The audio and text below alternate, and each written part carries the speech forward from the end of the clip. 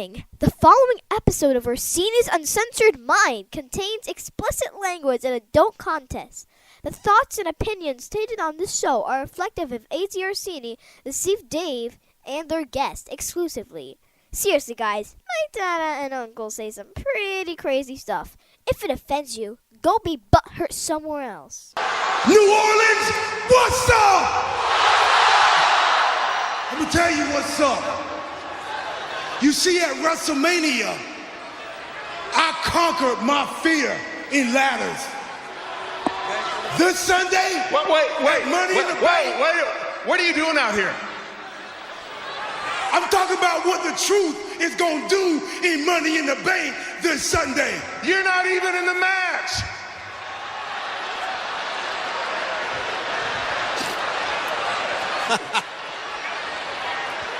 I'm not. You sure? I'm positive. This was on me. This is on me. Kane, my bad. New Orleans, I'm sorry. Y'all be good. Honest mistake. It's an honest mistake. Yeah, it happens.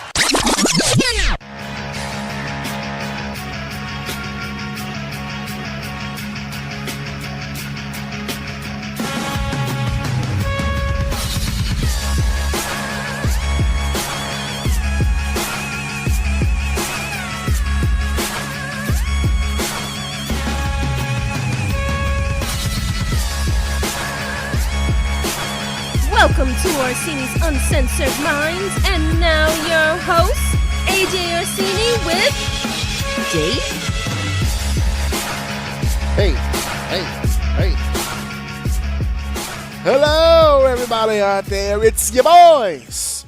Your main man, Eddy Orsini here, telling all of you to get the fuck up out of your chairs right now and breathe some fresh air, bars.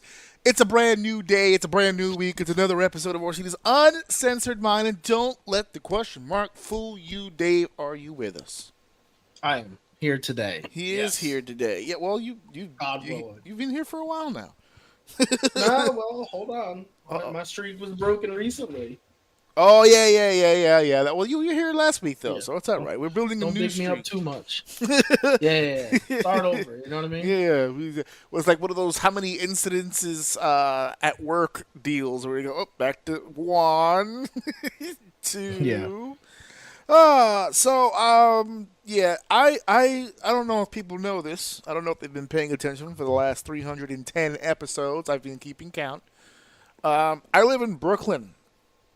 So this weekend is about to be absolute fucking hell because we've got the Puerto Rican Day Parade this weekend, which means they are going to be out.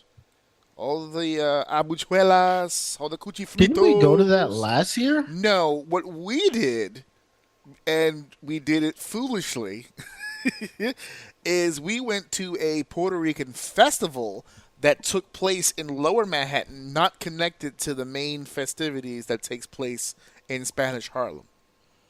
And we did that because it was closer, it was in familiar territory. We thought, it'd be better than going all the way up to Harlem, being around all those people or whatever. And, so that's what we did last year. So that's going to be going down this weekend, which means it's going to be traffic crazy. It's going to be noisy. It's going to be bonkers. I know that we all share in the heritage, but I don't like this weekend. So I'm going to be busy this weekend in the house, catching up on what's supposed to be a gigantic weekend of professional wrestling. This weekend coming up, because LA will be rocking right down the street from each other. 2 events taking place, well, first of which is when Worlds collide, AAA and NXT. Then later on that night, right down the road from each other, is going to be Money in the Bank. We're going to find out who is next in line for an opportunity to be a World Heavyweight Champion in WWE. But first, let's talk about what's going to be on the show today. Come on, don't keep us waiting. What's going to happen on the show today? What's going to happen on the show today is we have something very, very special planned. We have 4 topics we're going to be talking about today and bringing to you live here on the show. We're, of course, going to talk about Johnny the Snitch. Johnny Ace has turned yet again. The slime ball accomplishes yet another feat. He's trying to get into the Hall of Fame. We'll be discussing that. Well, of course, we're going to be sitting here and talking more about the WWE's weekend. We have to talk about R-Truth. It's going down. You said you weren't going to let me live on what I said the other day. We're going to see what that's all about. We're going to see what the topic of discussion is going to be on that. He might not be alone in his future endeavors as well. So that's our main event of the evening. But, of course, we're going to be starting off with something a little unique. Something we've never really done here on the show before. We're going to be taking, a little quiz. We're going to be taking a Would You Rather quiz. We're going to test our characteristics here. We're going to find out what it is we can and cannot deal with when it comes to life. I'm super excited, and I know you guys at home are super excited. Let's get on with it. Segment 1, let's take the quiz.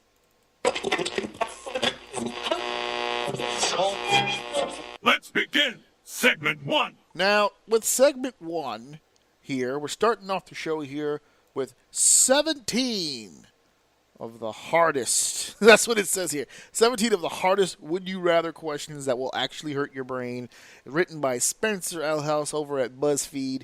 That's where I'm getting the list from. I saw a few of them. This is the one that kind of stuck out to me the most.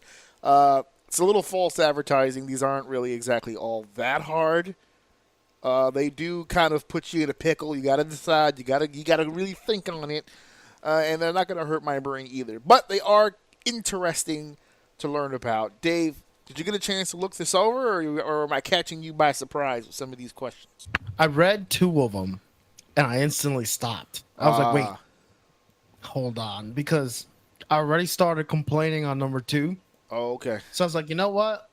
I'm in my little closet, my little room with all my medical supplies, and I'm bitching. Let me save this for the recording, because I have a feeling there's going to be many more complaints. Yes. So I I'll only let you read them off, we'll discuss. Yeah, I only saw like the first few. I haven't seen them all myself. I saw the first 2. Yeah, I so stopped after 2. We'll see. I wanted to make sure the quiz was going to be fun enough to actually take, so I saw I'm a few. convinced these ain't really that hard. We'll see. We'll see, because I just want to know what it is. I'm actually curious myself where I land on some of these. So this is an old school game out there, folks. It's called Would You Rather. It's basically a scenario where you take 2 scenarios. You have to pick one. You can't pick them both. You can't word your way around it. You can discuss what it is that brought you to the conclusion that this is the way you would go. You can support your case, but you got to pick one. So we're going to kick it off right here. You said you already saw the first 2. So right here off the bat, our first question, it states, would you rather? Then it says, receive an alert every time your parents hook up. That means fucking. Or have your parents receive an alert every time you hook up with someone. I'll tell you what, if your friend said one of these, he wouldn't have walked in on them. If he would have taken this test, he'd be living in a whole different world right now. He would know not to open that door. Literally, like metaphorically too, as well. Just don't open that door. Don't. This one's easy, dude. Okay. Which one did you go with? That it was so easy. The obvious. Oh, okay. Have your parents receive the alert. Fuck that. If anything, I'm hopefully making them proud. No, well, here's and it's go ahead. The embarrassing thing I don't even think would be what you would think either. Because if they get those alerts and you go like 2 years with no alerts, Thanksgiving is going to be a haze fest. Oh, they're loading up on you. Oh, they going to be talking shit. Oh, man. Hey, how's dating been going? Pretty good. That's not what those alerts been fucking saying. Oh shit! Oh yeah! You gotta lean over and say that. It's like, yeah, I know his phone's dry because mine's is dry. He hasn't said shit to entire. He gets. Imagine going to Thanksgiving and your parents are like, damn, he gets no bitches, son. No bitches. No bitches. Dry as the day is long in the Nevada desert. Jesus Christ! But yeah, Yeah, this is an easy one for me, man. So for me, I think I also want to go that way, but I do it cautiously because I put myself in the other shoe, right? Because I have a son, and I don't know if I want my phone going off every time he fucks. So I'm like, damn, because I'm trying to see it from both lenses, right? Nah, like for knowing instance, you'd get numb to it very fast. okay, but now I flip it, right? Like you have a daughter. Yeah, well, see. Yeah, I don't know. Now, I mean, I'm sticking. Listen, that's my choice. That's not her. She may not choose this. Oh, I think she's gonna choose that.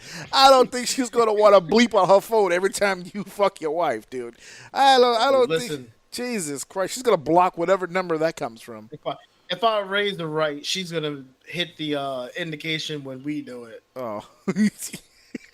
Then she'll just block the shit. Maybe she'll do it more for the privacy of it, right? So it's just like, I'd rather get text messages from when they fucked than to let them know when I'm fucking. Absolutely. I think for a girl, it's different. I think so too. I think for a boy, they'd be like, I don't give a shit. Want to be spiteful. Yeah, I don't think boys would give a shit if anybody found out they were fucking. I think girls would be like, I don't think I want people knowing when I'm fucking. So I'm sharing the screen with you because I don't know if you realized it when you were looking through it. When you click it, you can. 50%. I'm looking at it right now. Yeah. Oh, you're looking at it right now. Okay, so I'm gonna. Yeah. So I'm clicking the answer as we go over to see the percentage. Yeah. And it me looks too. like most people would rather get. That's weird. So receiving every time your parents look up, have your parents receive. I'm picking that one. Yes, and it looks like the majority was to go the other way. They would rather, I think, but that might be more of the mentality that we were just talking about, where they'd rather, because you know your parents are fucking, right? Or at the very least, if you don't have married parents anymore, that you at least know that if they're single, that they're older, so they're not going to fuck all that often. So you just kind of like, I think for them, they're like, I just don't want them to know when I fuck. Like, it weighs out better. I think that's more weird than knowing when your parents hook up. That's just me. And I think 28% people feel the same way. 40,000 people feel the same way. Well, I don't want to know. You said that, they'll load up at Thanksgiving if this guy doesn't get a lot of bitches. What happens if it's the other way? If your son or your daughter is out there and your phone is just fucking going off, you're just like, God damn. You start calling the phone, put it away. Give it a break. It's funny because I was thinking, like, if you have two daughters and they both have this thing, and you're just like, this child's the good child. The other one's a little loose. The text messages will determine my favorite. Jesus Christ. No, the question, see, the thing is, it'd be the line of questioning, too. She'll be like, oh, are you in a relationship? You're like, no, I haven't dated anyone in like a few years. You're like, well, couldn't fucking tell that. If I get a text message that both of them are doing it at the same time, I'm calling both of them. Where are you at and why are you in the same room? What's happening? What is happening? I just got my fuck alert message. Crazy. The second would you rather, this is the one you said you had an issue with. Pry off your thumbnail with a fork. Go fuck yourself. Or put a toothpick under your big toenail and kick a wall. Go fuck yourself. So here's my problem. This is where I dislike this. Okay. And I worry going forward. Because to me, it's no fun if I have to choose between two of the same thing. I don't think they're the same thing. Thumbnail and toenail, to me, it's like the same thing. You're worried about location. I think what makes it different is method. Because the one on the left, the pry off with your thumbnail with a fork, That's a long, painstaking process. Yeah, I'd The rather toothpick, kick the wall. Yeah, the toothpick under the toenail is going to suck, but it's one swift fucking motion. So I'll take that. Yeah.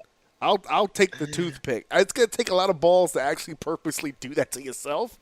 But I mean, to sit there with a fucking fork. And the pain point is more narrow. So Yeah. a toothpick going straight in, the radiation of pain is like, it's like isolated. Yeah. If that makes sense. Yeah. Whereas peeling off a whole nail, that's a larger section of skin. Yeah. Jesus fucking. Nah. That just seems slow, very Pulp Fiction-ish. I'm good. Just Okay, well, I guess the main as we're talking about, I'm thinking about it. I guess the main thing is, would you rather have pain in your foot, or would you rather have pain in your hand? That's another aspect of it, right? Nah, And now thinking about it that way, I kind of might go the other direction. which is what, the thumbnail? Yeah, You'd rather have a pain in your hand than a pain I'd rather in have pain in my thumb than in my toe. Because nothing sucks more. Because like, because you're with putting your weight hand, on your foot, right? You cannot touch something with your hand. You're fucked with your foot. I know, but the prying off. I know. Ugh. Well, if you're good, you could just fucking rip it off. Just rip real it quick. off. I guess you're right. No, I don't know. No. I picked toe, but I'm starting to lean more towards thumb, dude. I'm kind of leaning toward the fucking toe still. I don't know. The word pry is fucking me up. I don't know what it is. I'm going toothpick. Who was the leading vote here? Pry off. The pry off, but it's close. It's close. That wasn't an easy one for people. 56%. I honestly to 44%. think it comes down to where you want the pain. Oh yeah. I think most people would rather have it in their hand, if I'm guessing. Well, you don't have to guess. It's right here. They chose the damn thumbnail. Right there. The stats are the stats. 56% to 44% right there.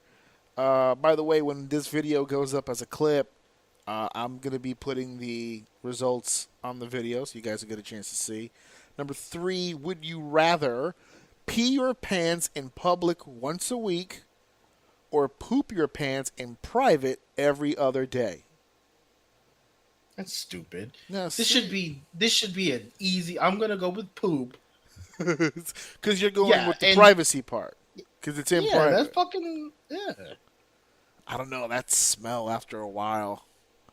And think about it. Think about longevity. I was going to say, over Right? every other day. Guaranteed poop every other day. Yeah, sure. When you're young, it may not sound like a big deal, but when you're older, I'm sure people would hope for guaranteed poop every 2 days. That's guaranteed poop. Oh, you talking I about mean, shit, regulating. there's days where it's guaranteed. No, but see, now you run the risk of losing too much weight. Maybe even losing too much fluid. Oh, man, you're going to have Just to eat more. You're gonna have If you're talking about like, That's an Nah, excuse to eat get in there and bust it down. Now. yeah, and That's yeah, 3 to 4 shits a week.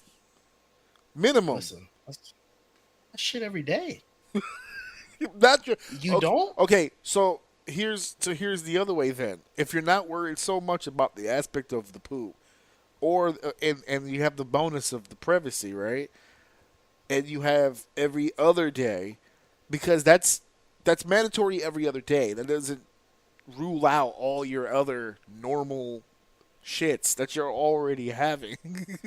So, I mean, are you running there's a a health lot of risk? caveats If to you're it. if you're already pooping every day, if you add this to the mix, you're pooping too much at this point. No? Just gotta eat more, baby. Oh, you're gonna have to. Oh my god, like the Flash. You just gotta keep. I love to eat. It's just I need more protein. And when is it too, right? Can you imagine if it's just at night, like a nice solid shit Yeah. before bed every day? It doesn't really give Oh, you a dude, that's schedule. bliss. Yeah. Man, that's Oh, man. bliss. All right. Well, I guess we were unanimous with the poop then, because the pee does sound Anybody little who easier. picked pee It's in public over privacy has a fetish. has a fetish. Yep, Oh man, here we go. and that's a fact. So it's nope, overwhelming results here. Poop your pants. Yeah. Absolutely. Poop your pants is the clear-cut winner Here, 68% poop to the 32% to pee. How about that?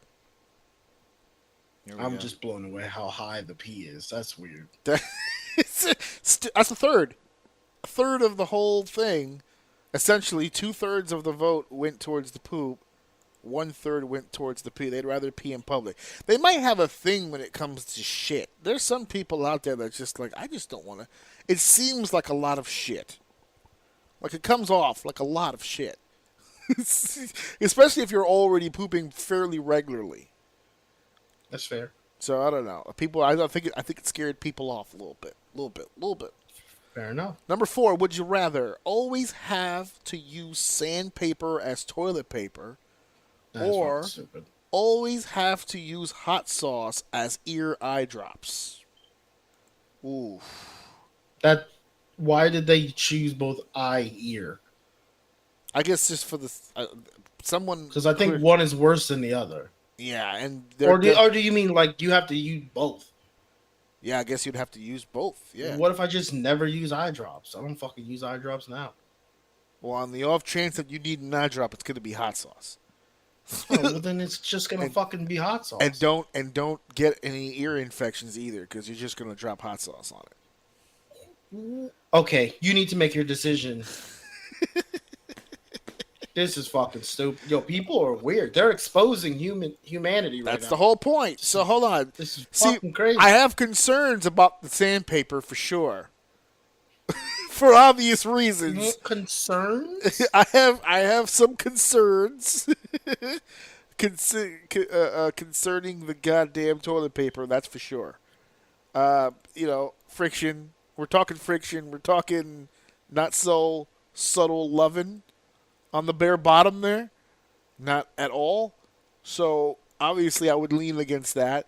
But I have a fear the hot sauce is going to do some really fucked up shit, especially to the eye. I don't know. I'm kind of more okay with it's not going to be good for the ear either, but the eye. You were saying earlier, I'd rather have it in my hand instead of my foot because of the usage of the foot. I almost have to lean that same way for the eyes. I need my eyes.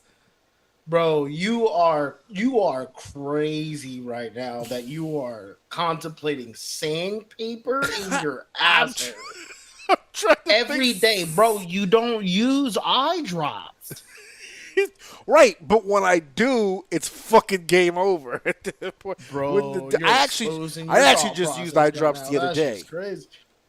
Now that you mention it, you know what? There it is. That's why. Because I just used it. When I use eye drops, never. When my shit gets dry, I just run straight and hold my eyes open, so they start to sweat. All the dander. Something got in my eye real bad the other day, and I puffed up. So we used the drops to get the swelling back down. But in that case, it would have been fucking. All right, I'll go hot sauce just for the simple fact that I just don't want to bleed from my ass for the rest of my life. Smoothest asshole in America. Almost like marble flooring. Yeah, pretty much.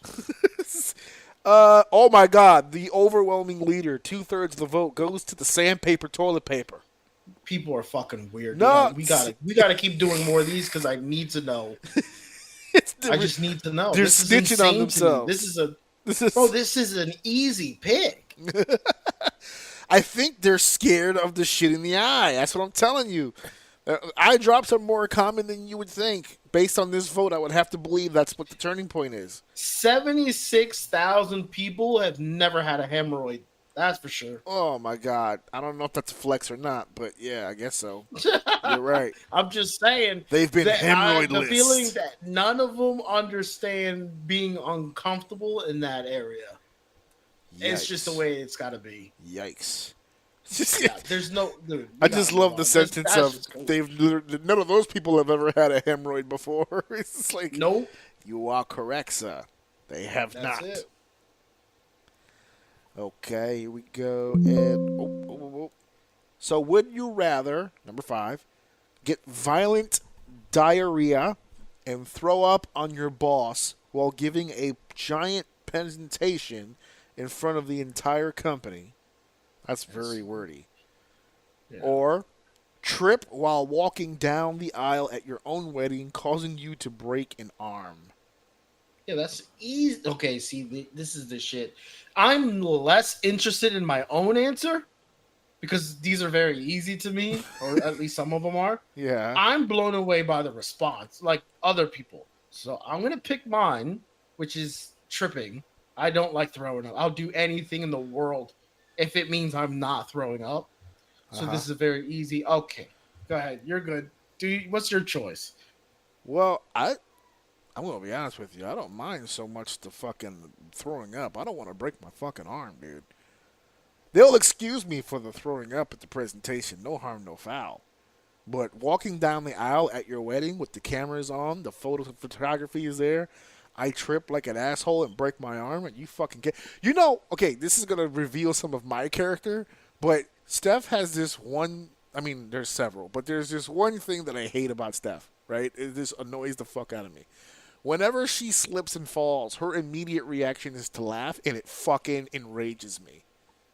Why? I can't even explain how red I fly off the fucking handle. Because what the fuck is so funny? Like, for me personally, is she just like passive aggressively giggling, or is it like a hysterical laugh? It's like someone said the funniest thing in the world. It's fucking hysterical. Like, what a moment, right? Like, I mean, this is hilarious. I'm like, get up! What the fuck? Like, this is embarrassing. You're grown adult. Get the fuck off the floor. Like, what the fuck? Like, it did, and then like draws attention to herself with the laughing. It fucking drives me nuts. I react to be fair. I'm being consistent. When I fall. Like, if I'm on ice or something like something has happened where I've actually lost my balance, even if I don't hit the ground, if I just, like, feel like I'm leaning, like I'm going to fall or something and I catch myself, I just start cursing. Because what the fuck just happened, right? There was a glitch in the Matrix. What the fuck is this shit? I get so fucking mad. So the idea that you're saying in a scenario where I trip down the aisle at my own fucking wedding and then I break my arm, no, I'm good. I'm going to throw up and apparently shit myself, get violent diarrhea, and throw up on your boss while giving a giant presentation in front of the entire company. I'm going to tell you right now, if I threw up and shit myself on if I shit myself and threw up on my boss tomorrow, she would laugh. So that's not even like a thing for me personally. So I wouldn't give a shit. I'm not going down the aisle in my finest Men's Warehouse outfit down the aisle to marry the love of my life and trip on a pew or something and crack my fucking arm in front of all of my friends and loved ones forever until the end of time. Because I'll take you back to that Thanksgiving argument. Because I'm getting roasted every time the family gets together. Remember that time remember when y'all was getting married and your dumb fucking ass tripped on the fucking thing and broke your fucking arm like a dumbass? No, I'm good. I don't need that vision in people's ears. I'm taking the diarrhea. That's crazy work. I'm taking the fucking diarrhea all goddamn day. No doubt about it. No doubt about it. So let's see. You said you're picking the wedding one, right? Because you don't want to throw it already. Yeah, you picked it already. Okay. So let me see here. Oh, damn it. I'm going with the trip here, and yep, overwhelming. Trip is a winner. Trip is a winner. Would you rather trip? Yeah, would you rather trip while walking down? You said you would throw up. Oh, yeah, I did say I would throw up. Yeah, but you said trip, right? Yes. You said you trip, because right. That's the right choice. So that's the winner, 78, because that's the right choice. Humanity is starting to redeem themselves after that one, for sure. I think what's throwing people off at about... I don't even think the problem is the diarrhea throwing up for people. I think it's the boss thing. Because like I said, in my head, I'm not worried about the boss aspect. That's not even like a thing for me. But I feel like for other people, that's going to be a real... That's going to be a... what you call it? That's going to be a fucking game changer for them right there. I don't think they're in for that. So, all right. We'll get them back. Number 6. Would you rather have hair for teeth or have teeth for hair? I don't know. This one's like really whack. It's like a 4-year-old thought of this one. I don't know. Some teeth. Wait. Well, hold on. If I have hair for teeth, do I also have hair? So I have hair like on my head and my teeth. Like if I have teeth for hair, do I still have teeth? See, I thought this through. You doubling I'll up go on with, the hair. I think. Okay, if we're being like realistic about this, I'd rather have hair for teeth because I can hide my face. Okay. Have hair for teeth. Okay. All right, hair. Mind you, for anyone listening, all of my answers are the right answers. So if they're so if I have the lowest percentage, it means everyone else is fucking crazy. I just want that caveat. For the record, you want it on the record that yours is correct. So you chose which one? Have hair for teeth. No, yes, hair for teeth. Yes, Hair for teeth. I can wear a mask if I'm that embarrassed about it. All right, so you want hair for teeth, and then okay, all right, teeth for hair. That looks weird for me. I'll take the hair for teeth. Let me see. I could always eat puree, and teeth for hair. Yeah, people are fucking wrong and weird. I don't get it. I really don't. People are fucking wrong and weird. How about that? And weird. And for sure. weird. Would you rather? Walk in on your grandma while she's hooking up with someone, or have your grandma walk in while you're hooking up with someone? It's an easy one for me. Unfortunately, my buddy already experienced one of these already, so that's not going to work out for him. If only he had a choice in the matter, this would have been beautiful. Would you rather walk in on your grandma? I'm telling you right now, I would rather her walk in on me. Yeah, 100%. I would rather have in her. Any of these scenarios, I would much rather be the one doing the fucking. Just saying. In case there's any more of these in the future. Right. Just so we're clear, I'm doing the fucking. Yeah. I'm doing the fucking. That's what's happening. That's your problem, basically. You got to deal with. You got to hold that L. You got to hold the L of walking in. I'm putting that burden my on ass as you walk in, and I'm laying on top, and I'm getting to work, and all you see is, oh, God bless you, man. Burn your eyes. Use that hot sauce on your eyes. That hot sauce we heard so much about. All right. This was kind of 50-50. And that makes sense to me. Oh, okay. This is a tough one. This one is a tough one. I see a lot of people struggling with this.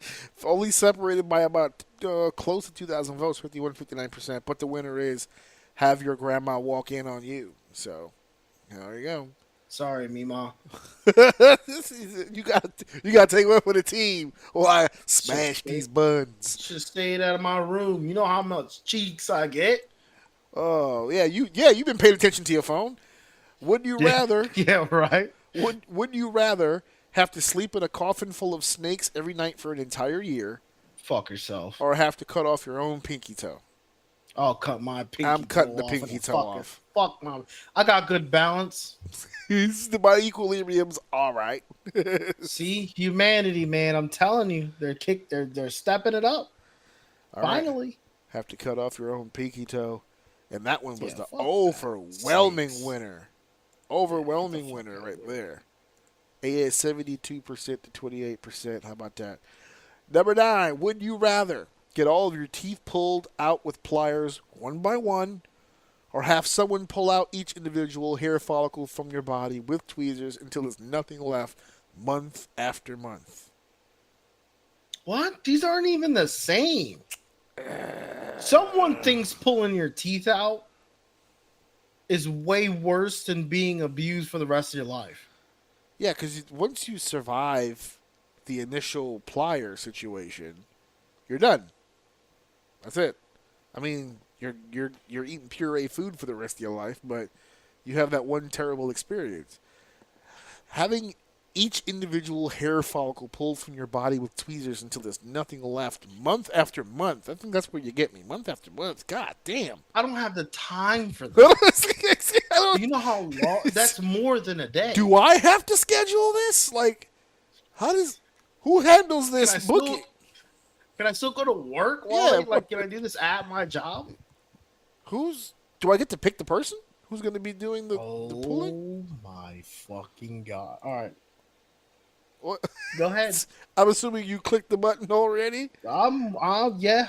Let's go. Holy smokes! Well, I definitely am doing the plier one, and that's wow. They want their hair pulled.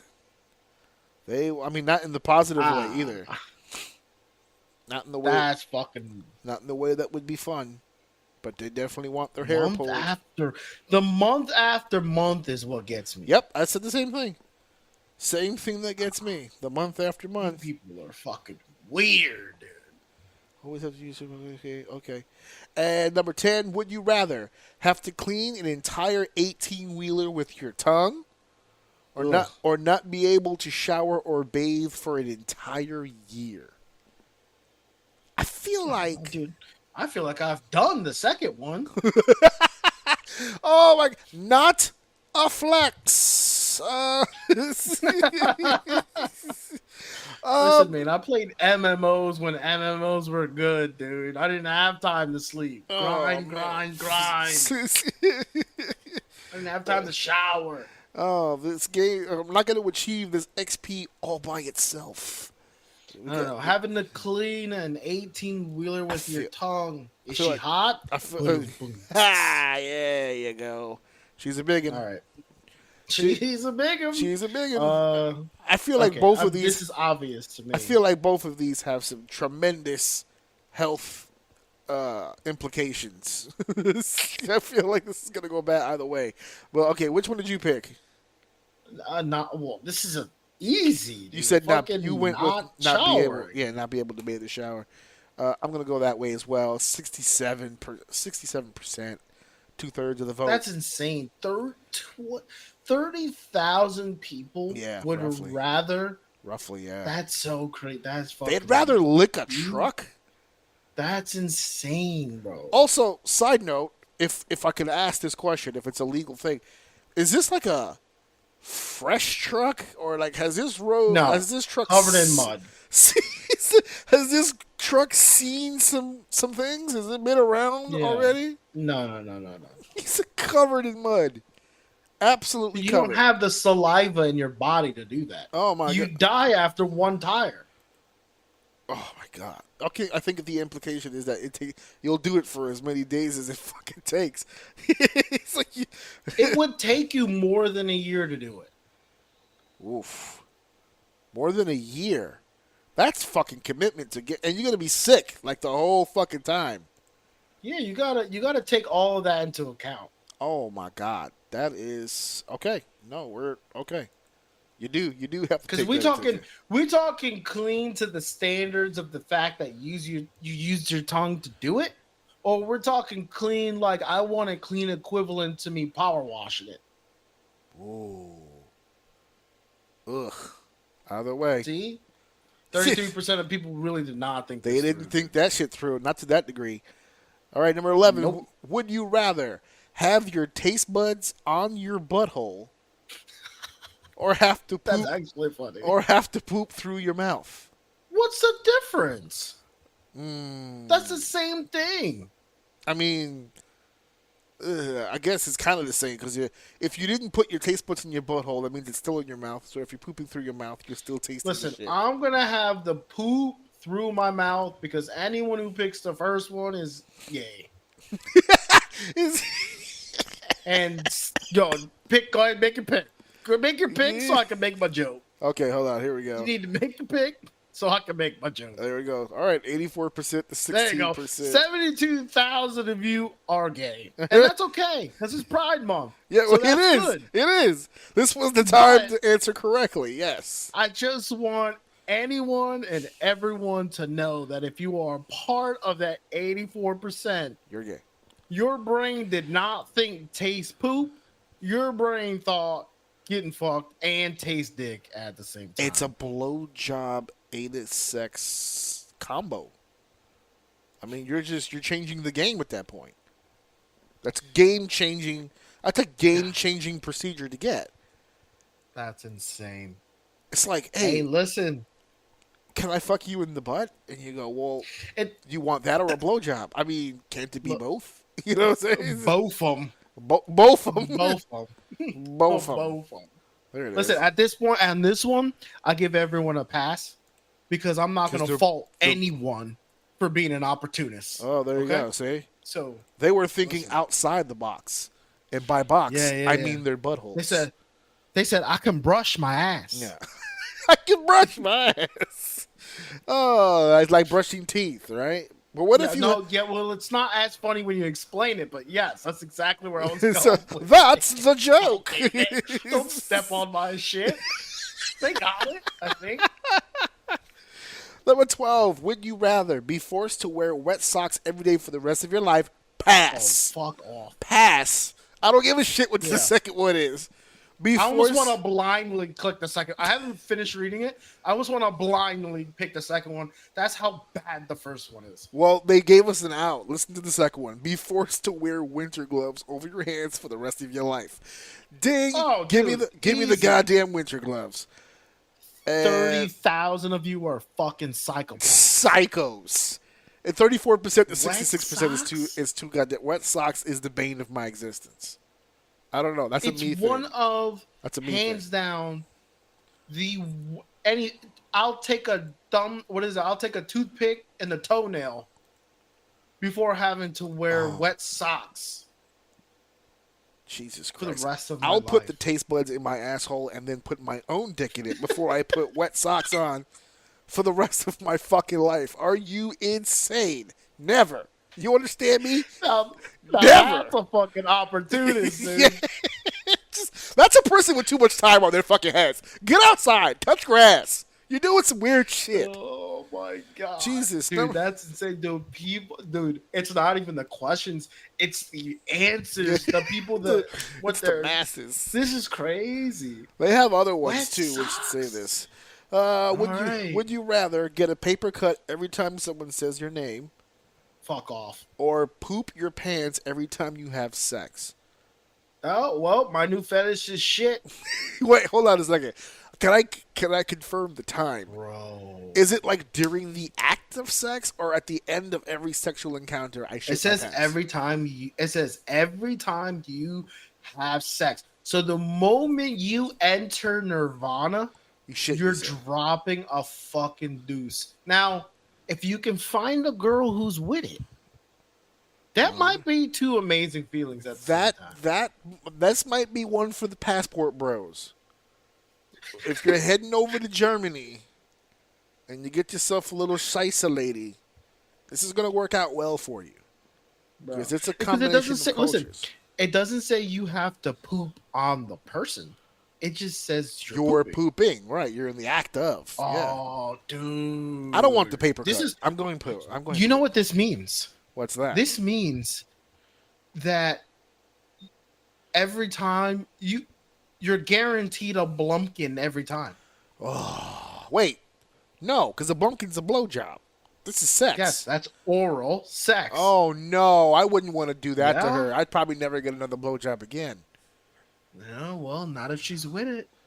Oh, my God. Imagine. I love you so much. Just lay Based back. on I'll some take of the care it. answers to these questions, there's hundreds of thousands of people who's down. Jesus Christ. I'm clicking poop. Let's see what happens. The paper cut is the winner. The paper cut is insane. These people have clearly never had a paper cut before. Crazy. Or at least they've never had one in a place that really sucks. Ugh. Dude, they I can't all even- suck. Every paper cut. It's right up there with wet socks. Oh, man. Oh, don't get the cardboard ones. Oh, come on, dude.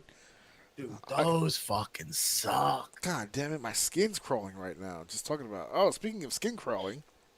Number 14, would you rather have a spider have a spider lay 100 eggs inside your body, or get bitten by a venomous snake and have to suck the poison out yourself? Give me the fucking snake. Yeah, that's baby. easy. Yeah, Give me snake the all fucking day. snake. And, oh my! All right, Wasn't even close. finally, But the Finally. 10%, bro. humanity. Can we find the 10% Humanity. and just lock these fuckers up No, forever? they're all. First of all, they're all Puerto Rican. Who want the eggs? Yeah, they're all Puerto Rican. They'll And get every single pregnant. one of those 7,000, and we can see the number. That's how low it is. 7,651 of you all have had tarantulas as pets. Oh, God, that's still weird. The egg aspect, though. Just the egg aspect is weird. Number 15, would you rather smell like poop and not know it, or constantly smell poop that no one else can smell? I think this goes up there with the grandma and the other text message situation. That is a you problem, not a me problem. Well, now hold on, though. This is a Okay. little bit consequential. See, Okay. with Mima, you're getting pussy already. Right. Exactly. Okay. But in this situation, unless she's down with the, what was it, question 13? Uh-huh. Unless she's down with question 13, you might not be getting any pussy smelling like shit. Oh, no. Well, listen. Are we still in Germany? Hold on. Are we still with the Scheisse girl? Because if she's down to blow you with the shit's coming out, the smell shouldn't be a fucking issue. I'm just saying. Here's the thing, though. For you live in New York. Number 2 should be the easy option because you smell shit every day anyway. Right. That's all right. You want to go ahead and attack the city? That's fine. But it's also accurate. Am I wrong? Yeah, it's, Okay, there we go. it's accurate. If you've I'm been going with in the a train smell poop. station, yeah. If you've been in a train station in New York, you've had this encounter. Yes. I'm gonna smell poop, then smell like poop. Do you think you numb up to it after a while, at the very least? I would imagine. Oh, Jesus Christ! All right. Yeah, constantly I'll tell smell you what. poop. There you go. Walking through a field or a meadow will hit different. Yeah, you don't want to be in places where traditionally you've smelled good things. That next, Like, oh, babe, smell this flower. yeah, Oh, it smells like it shit. smells like pure shit. That next Bed Bath and Beyond visit's gonna be fucking terrible. It's just Hey, gonna. why don't you light candles? They all smell like shit. Can I ask a quick question too? Does the smell of the shit change in velocity?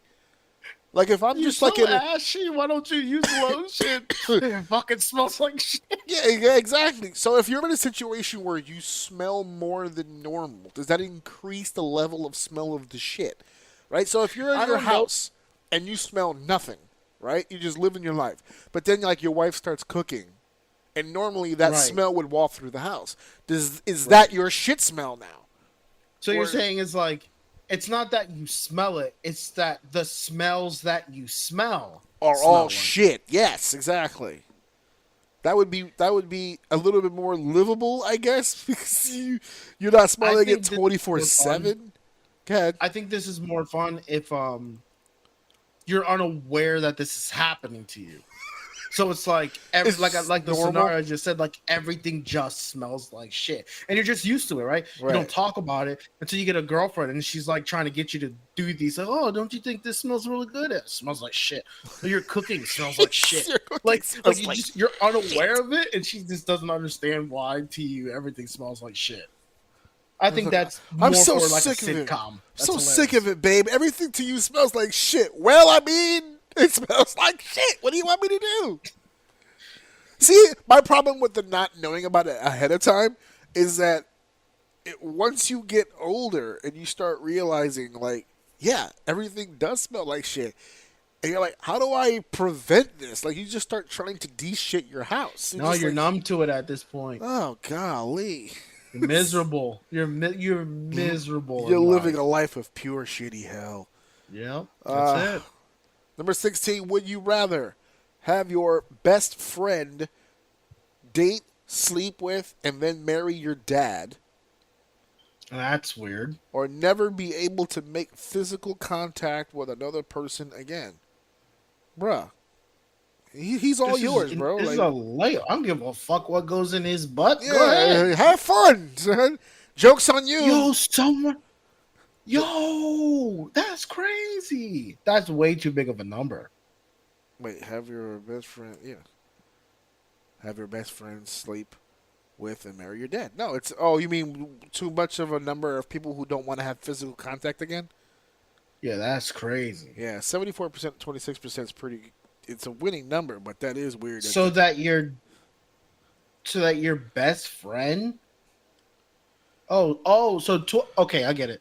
26%, 19,000, almost 20,000 people are all cock blocks. Is what you're saying? Yeah, well, I have a feeling a lot of women chose to not have their friend fuck their dad. I don't know, dude. The way that's verbalized, me as a guy, my best friend being a guy.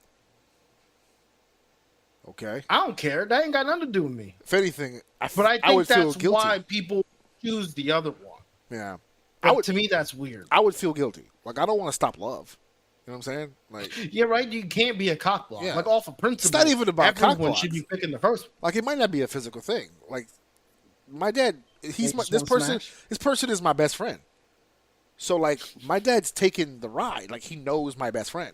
Like, he's seen him grow into the man he is today. Okay, all right. This is getting even worse. So it's like there's an emotional connection there, right? I bet. And it goes from maternal to almost feral, right? Like, you don't want to get shit. You don't want to get in the middle of that. You know what I'm saying? Like you ever seen those shows where like the parent has a kid that's older now, like an adult, and they like the parent wants to start dating again, and the kid doesn't know how to handle it. It's like, oh my god, I don't want to hear about my dad dating or whatever.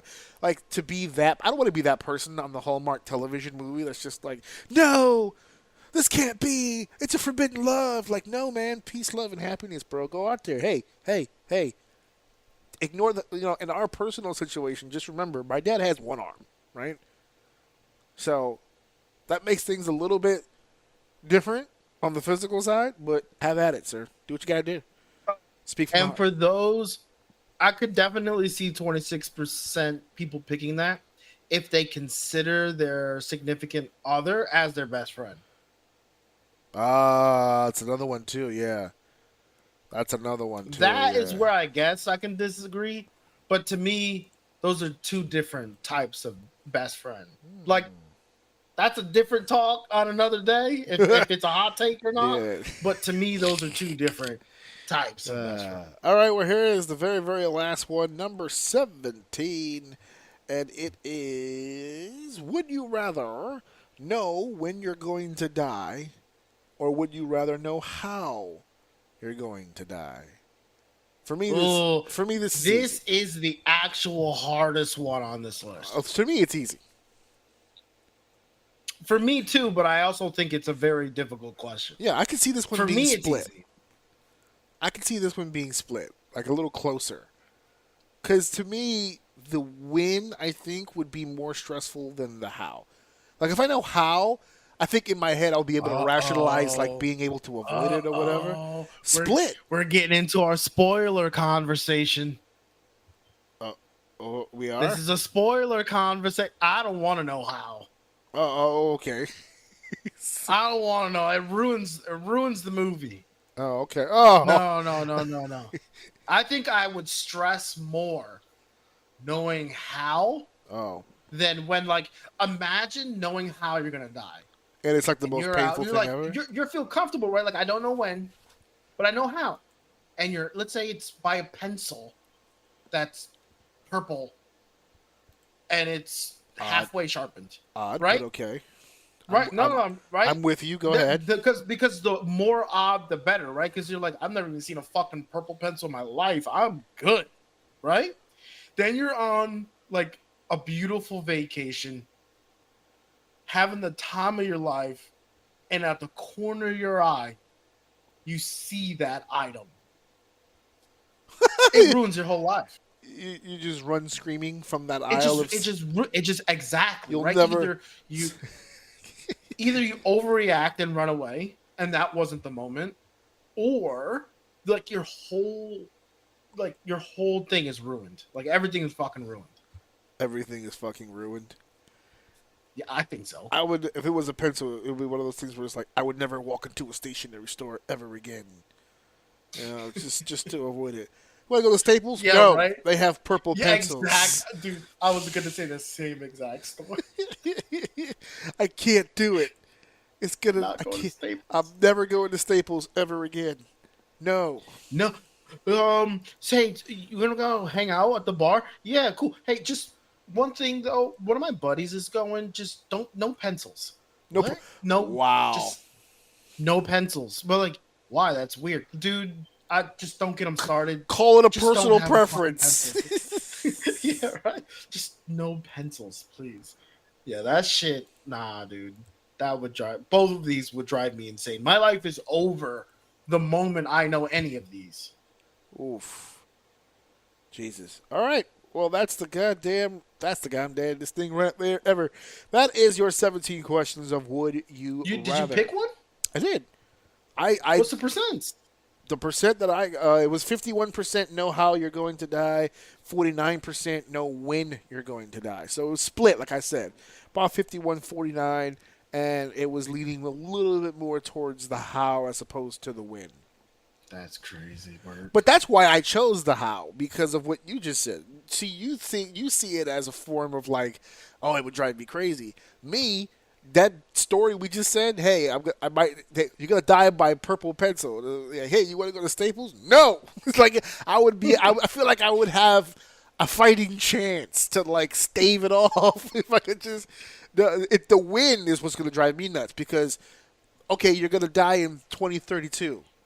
But I don't know how. I don't know what I'm looking for. I just know within this year something bad's going to happen to me. That would drive me nuts. I was like, God, I don't know what to look out for. I'm like, oh, no. Yeah. Goddamn sandalwood, get away from me. I don't trust you. I don't know. I think my actual fear in life is time. So to know when it's going to end, I would just fucking, yeah, I wouldn't be able to take that. All right. Well, that is our Would You Rather list. We got some more show here for you, folks. We got some more stuff coming at you. Here comes the next segment.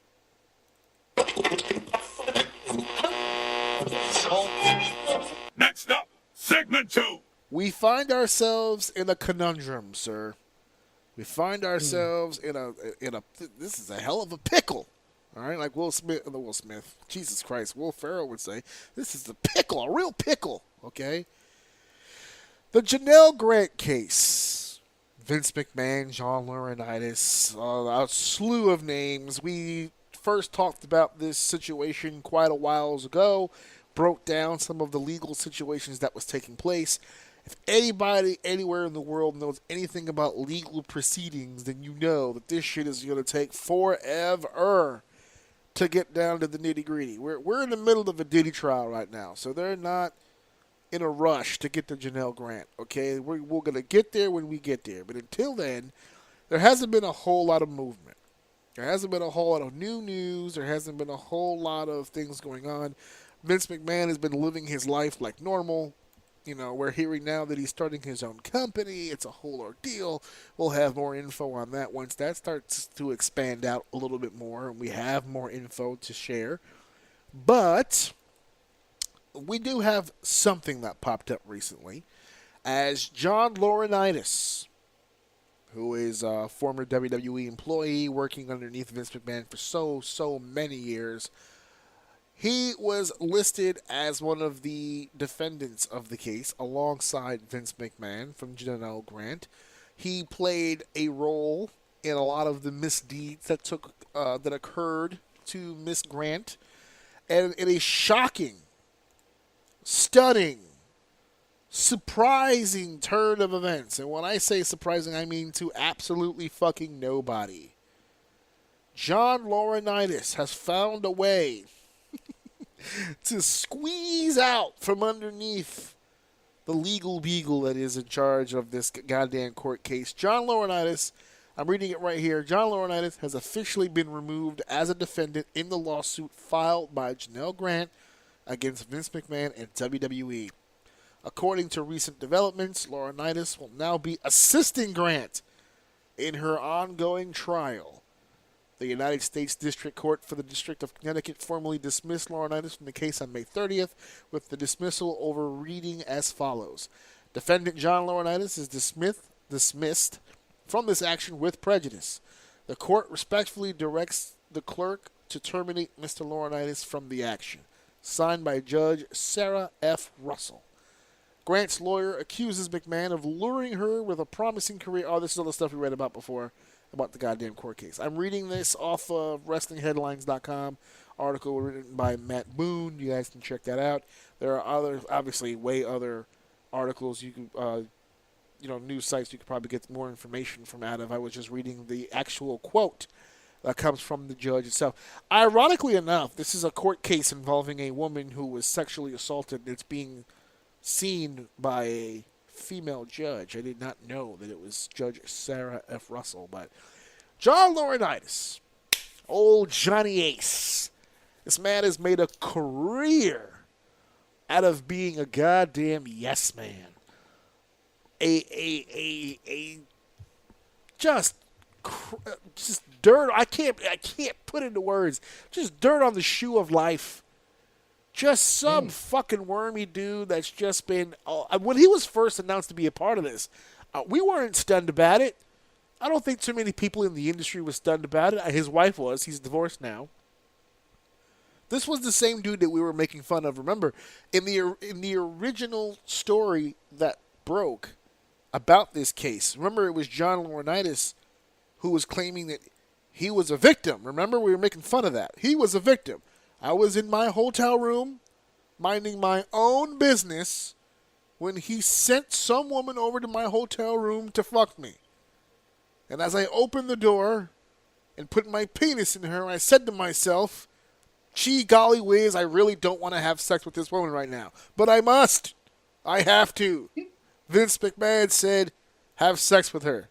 So I have to have sex with this woman. But man, he must have been, the whole time he was in this woman, he must have just been like, I don't want to be here. I don't want to do this. What am I doing? I have to check my Indeed account tomorrow and see if my resume is still there. I don't want to be here anymore. This is crazy. He was the victim in all of this, and now he's turned it completely around. Dave, did you get a chance to... What happened? I said, I don't know why you said my name, but I got nothing to do. Fuck that guy. No. Snitching. No. See, here's the thing. I have a question for you. Because normally what would happen under normal circumstances, and I want to get your opinion on this, a genuine opinion. Under normal circumstances, when you have a situation like this, where there's a woman who was sexually assaulted and she's suing the individual that not only did a lot of the assaulting, but remember, there's also trafficking charges here. He not only had sex with her a bunch, but he attempted on several occasions to get other people to have sex with her as well, including Mr. Johnny here. Whenever you hear of situations like this, and then you hear a gentleman who worked for the guy who did the assaulting, and he takes the side of the victim. So don't worry, ma'am. I've got your back. He shouldn't have did this to you. You're in this fight all by yourself. So I'm gonna have your back. I've got the evidence. I've got shit on my phone. We're gonna make this work. There are a large portion of people, I would think, that would almost sympathize with that. I don't want to go as far as to say like a hero in the situation, but he's standing up for the victim. Most people, 10 times out of 10, would be like, you know what, stand-up guy. This situation is a little different because he did some of the fucking assaulting. He's on record. Yeah. On the fucking paperwork, he did some of the assaulting. The only difference between him and Vince and anybody else that took their turn was the fact that he did it under protest. That's what he's claiming. So the question I have for you, because we were talking before about how certain things are hurting the case, certain things aren't. If you're the person who's doing the suing, you're the prosecution, do you really think having this guy on your side helps you? Absolutely. He does help you. Okay, I see. Absolutely. There you go. Talk to me. How does this help her case? Because if he was in cahoots with the guy, anything that he says has way more validity than anything she would say. Right. Because he participated, knew the guy for years. So not only is that the case, but it's proven more so that they gave him immunity. They took him off. which means he has something that's going to hang Vince. Yeah, he has something they liked. They would rather let this fish go and take down the shark. Okay. That's the only thing that makes sense to me. I mean, bars. Me as a person, if I got taken advantage of by a person, I wouldn't want them to get off no matter what. But if my legal team is telling me we can get the big one with this, and they're advising me to be okay with this, then like I would imagine like that's the angle. This guy has something. He's a part of the circle, so there's validity in this. We got his ass, or can get very, very much closer to getting him with this opportunity. That to me, that's the only reason why they're taking him off. Like he's good. Look, you're good. You have to cooperate, but you're good. Right. Okay, cool. Did he make a statement saying that he's ready, like he's eager to work with them or some shit like that? Has he made a statement? I thought I saw in the video that they said that they're like he's like he's fully on board with supporting. I haven't seen. I'm looking it up now. It says he will. Oh wait, is this it? 5 days ago? Okay, yeah. Let me see what it says here. Defector.com. I'm trying to see where it has an actual quote from him saying that he will. This is all about his career. Let me go back to the top. His agreement to a confidential. Oh, is this it? His agreement to a confidential settlement is a pivotal next step toward holding McMahon and WWE accountable and bringing justice to Miss Grant after years of sexual abuse and trafficking. Representatives for Grant and Laurinaitis said in the joint statement, Mr. Laurinaitis looks forward to... representatives for Grant and Laurinaitis' representation have made a joint statement. So that's the statement right there. His agreement to a confidential settlement. He looks forward to moving on with his life. Okay. I'm happy to be here. He's at the press conference. I'm happy to be here. I'm happy to be chosen. I'm happy to be given this opportunity. I'm happy to be chosen. I'd like to thank God, of course, yeah. First and foremost, good Lord above. I like to thank my team. I'd like to thank Miss Grant's team. Yes. And these upcoming few years, we're gonna get out there and we're gonna win this thing. We're gonna do this. I look together. forward to it. I look forward to it. Thank you all for coming. Thank you all for supporting this decision. Let's get this thing. Let's go get him. Or whatever catchphrase. Yeah. You guys can feel like a better catchphrase at that. Like, let's get out there and win this thing. Like something like that at the end. But remember, I imagine that's how the press conference when he was doing the deal on TV, he was all about people power. He was for the power of the people. And now the people want him to stand up one more time and take out the evil, tyrannical Vince McMahon. The only thing that I really have an issue with at all as far as removing him specifically is because of his role. Yes, everything you said, 100% accurate. He knows the guy. He's been around the guy for fucking forever. Even if it wasn't Janelle, he knows about all the misdeeds, right? He knows where all the bodies are buried, that type of shit, right? Yep. But the only problem is that this goes beyond just the snitching aspect. He physically assaulted her. He's one of the assaulters. He's one of the people. He wasn't just some dude who saw the misdeeds, turned a blind eye, guilt took over, and now he's going to help the victim. No, he was with her in hotel rooms. So by Grant's team giving him the pass, okay, we'll take him off the thing, but he's going to help us. Are we still focused on the main target? Are we solely focused on McMahon now, or are we actually focused on the assaults? We've been focused on McMahon. So then we're not hiding it at this point. This has nothing to do with the assaults that took place from other people. She wants Vince. This is solid now. She wants Vince. Because there was no. You got to get the ringleader. Because remember, in the original suit, she went after everybody. Everybody that was involved. Lesnar's name was in there, and he never even met the bitch. He just got text messages. Everybody who was involved in any way was in that suit. So, and Johnny Ace, is one of the guys that physically was involved more so than a lot of other people, and she gave him a pass. So I think it's pretty clear now she's going after, like you said, she's going after the shark. She's going after the big one. She's going to try to do what no other woman was able to do in the past. Try to take his ass down. Get that payment he promised. You know, it comes back to that, doesn't it? I think listen, a lot of people have forgotten about that aspect, right? You know, she was getting that money, and then all of a sudden the money stopped, and now we have a lawsuit. But it is what it is. If she was assaulted, she was assaulted. He should be put under the jail. But we'll see how this goes moving forward. Laurinaitis is ready to move on with his life. Hey, look, man. If she listen, you can say what you want about her.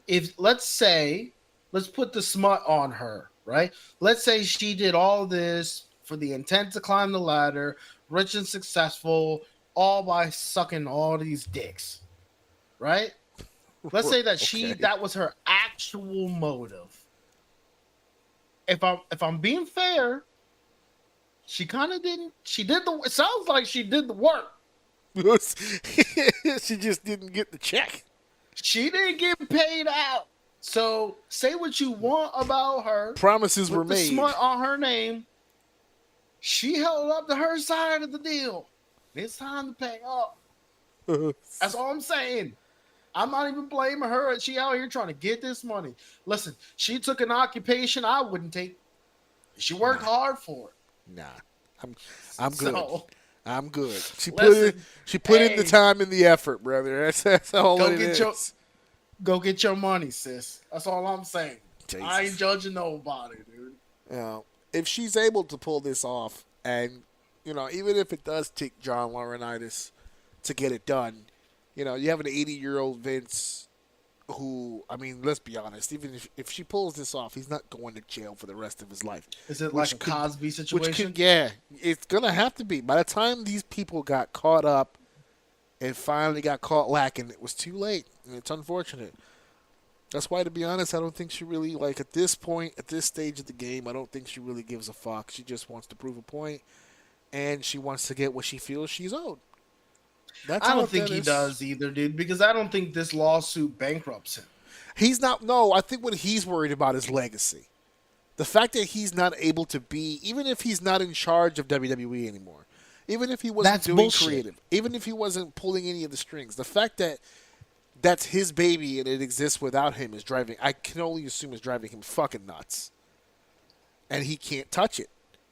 He cannot touch it. He can't go anywhere near it. If you notice, they can't even fucking mention him.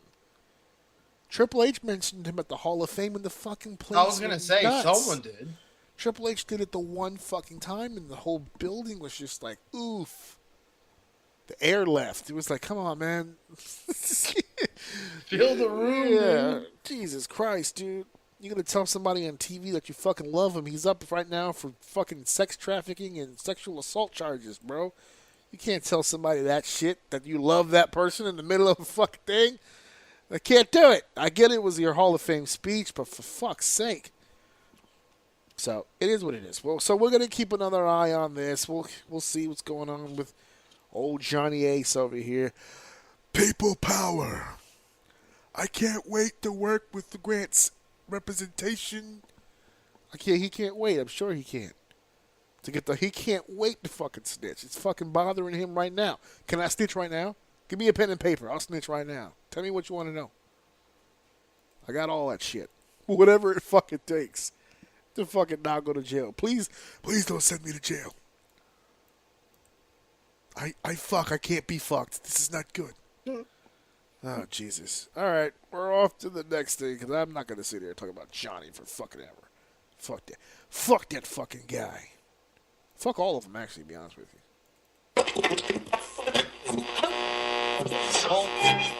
It's time for segment 3. You know who's not an asshole?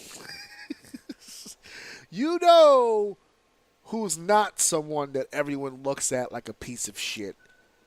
In fact, rather, they look at him in a completely different tone. They look at him, I've heard words like national treasure, I've heard words like your favorite uncle. I've heard words like beloved. Beloved. That is, of course, Ron R-Truth. Ron the Truth Killings has been released from WWE ? I'll leave that out there in the open. Because there's a million different ways that this can go. I don't know why everybody's with the crocodile tears. You know, they were doing it on Raw. We want truth. I'm like, oh, now you want truth? Oh, They've always wanted truth. They've always liked him. They've always liked him. There hasn't been truth hate. No, but there hasn't been truth support either. They like Sure him. there has. No. They love truth like people love shit that's in their closet that they haven't seen in 12 years. It's like, I want to have it. It's my favorite shirt. Yeah, I can't fit it anymore. I don't want to use it. I just want to continue having it right here in the back. He's like, I haven't played hockey in 12 years, but I'm not getting rid of that stick. It's right there. I still have my need Williamstown High School football jersey that I refuse to throw away. Yeah, that's my R-Truth. I don't want to fucking throw it away. Right, but what use does it have for you at this point? It makes me happy. It makes me happy. What the fuck? Yeah, what the fuck are you talking about? It makes me happy. Some other there's tons of other trash you could throw out. not any that are making which is let's talk serious business for just a second. I'm as serious as fucking humanly possible. No. Everyone's being serious about their fucking feelings and emotion. No one's being serious about the business side of it. That's the only issue. Because if you want to sit here and tell me that you're upset that they're letting him go because you're a fan and you enjoy his work and you find him to be hilarious and the whole show, I'm going to give you all that. It's 100%. If I was running WWE, I wouldn't get rid of him either. However, or would you? Because you sound like you're about to. No, I'm not. Just because I understand something doesn't mean I agree and I would do it. I would not do it. If I was in Triple H's position or if I was in TKO's, Emmanuel, whatever his name is, or Nick Khan or any of these individuals, if I had to make a choice, if I'm looking down a roster list of people and I'm like, okay, TKO wants me to make some cuts, make some budget moves. Who are we not using? Do we know we're not using in the future? Like, if I'm going down the list, I'm skipping Ron every time. In my eyes, for as long as Ron wants to be here, his ass is here. Because it's not like he's moving any of the stories, right? He's not in your main event. He's not in your opening match either. He's kind of always somewhere in the middle doing something the fans really, really enjoy watching. So, I wouldn't do it. But if you look at the doesn't business, he move merch? He's profitable. He just recently moved merch. That Ron Cena shirt people were trying to get. He has what? I have to ask this: what merch? What merch have you seen of his? He had the what's up. He has shirts. He's had the same catchphrase for 20 years. The what's up deal, which that's been on shirts before, and he sold those. He had some Little Jimmy shirts about 10 years ago or so. Little Jimmy. He's done some stuff, but it's like you're good. It's like you're trying to hate on him right now, dude. How am I trying to hate on him when I just said I would keep him? I would keep him. I'm just saying, as a businessman, I see it because also there's another shining number that we need to talk about, which is the number 17. He's been here this current run because in 2000. Was it 2000 or 2001? I can't remember which one it was. He was K-Quick for like 2 years. Then he left. It was 2000 now that I think about it. He went to TNA, did his whole thing over there, became world champion, did the whole shebang, and then he came back to WWE. That's the second run, which is the one that just ended, and that was for 17 years. He's been with his company for 17 years. And which leads me to my thought. Right. He wanted to be released. There might be an element to that. I wouldn't put it past. I feel like he wants a break. Yeah. Like releasing him, like, it's more like I feel like it might have been like a mutual thing. I don't see, especially coming off of the whole Cena thing. Like, I know you can say like it's one moment, but he's hilarious all the time he's on the TV. Then he had this really awesome moment. It was so weird to see that after our last pod about like just going off of like how amazing it was and how like we're gonna miss him when he's gone, and now he's fucking gone. Yeah, he was gone almost immediately. So really, the person to blame is you for jinxing it. What? For bigging him up? For saying, oh, we're gonna miss him when he's gone, and then they said, oh, okay, cool. Boy, you're gonna like this one. Yeah. We're a spoiler. So we're hearing rumor now that apparently it's been in the books for a minute that he wasn't going to be re-signed. So people also forget, before WrestleMania, where we were at, Philly, before WrestleMania 40, he was gone for a while. He had been injured or something like that. He had taken some time off, and when he came back, the way that he was treated when he came back, I think is kind of telling, because he got a chance to do a lot of freestyle shit. They were just letting him just fucking go. Okay, what are your ideas? What do you want to do? So he was doing stuff with Damian Priest. He was doing stuff with the Judgment Day. He was working with DIY. Everything hilarious, right? So he's in the Judgment Day. He's not in the Judgment Day. He kicked out members of the Judgment Day, but he'll wrestle for a spot in the group he's already in. And then he switches to DIY, which he keeps confusing for DX. He keeps calling Tommaso Ciampa Triple H. He keeps calling Johnny Gargano Shawn Michaels, to the point where that got over so much they actually wore DX gear at WrestleMania, the one we went to. And remember, the story leading into WrestleMania is that R-Truth had never had a win at WrestleMania in his entire career. And then they won the tag titles in Philly with us. And so, like, little by little, they've been giving him these little milestones. And then, of course, the big ending at the end, John Cena taking one of the matches from his farewell tour and having R-Truth in that match. And if anything, this kind of puts an end to the long-term storyline between these two. It's kind of been building up, and now we're here. A few weeks before his actual release, I don't know if anybody else was paying attention. I was, because it popped up on my feed and it popped up on my wife's. He just recently released like a rap country song. Like he's doing new music. He hasn't done any new music in a long time. He just recently put out a new song. There's talk of an album. He's putting music together again, which is something he hasn't done in years. I think this is mutual. Now here's another element that I'd like to throw into the bin real quick, just for people to kind of chomp on for a minute. So far, and maybe this is more a sign of respect than we think, the only people that have mentioned that he is gone from WWE is him. WWE hasn't mentioned a fucking thing about him being gone. They haven't mentioned it on TV. They haven't mentioned it on their website. The only source that anyone has so far about his release is his tweet. So there are some people who are saying, well, maybe he's fucking with us, right?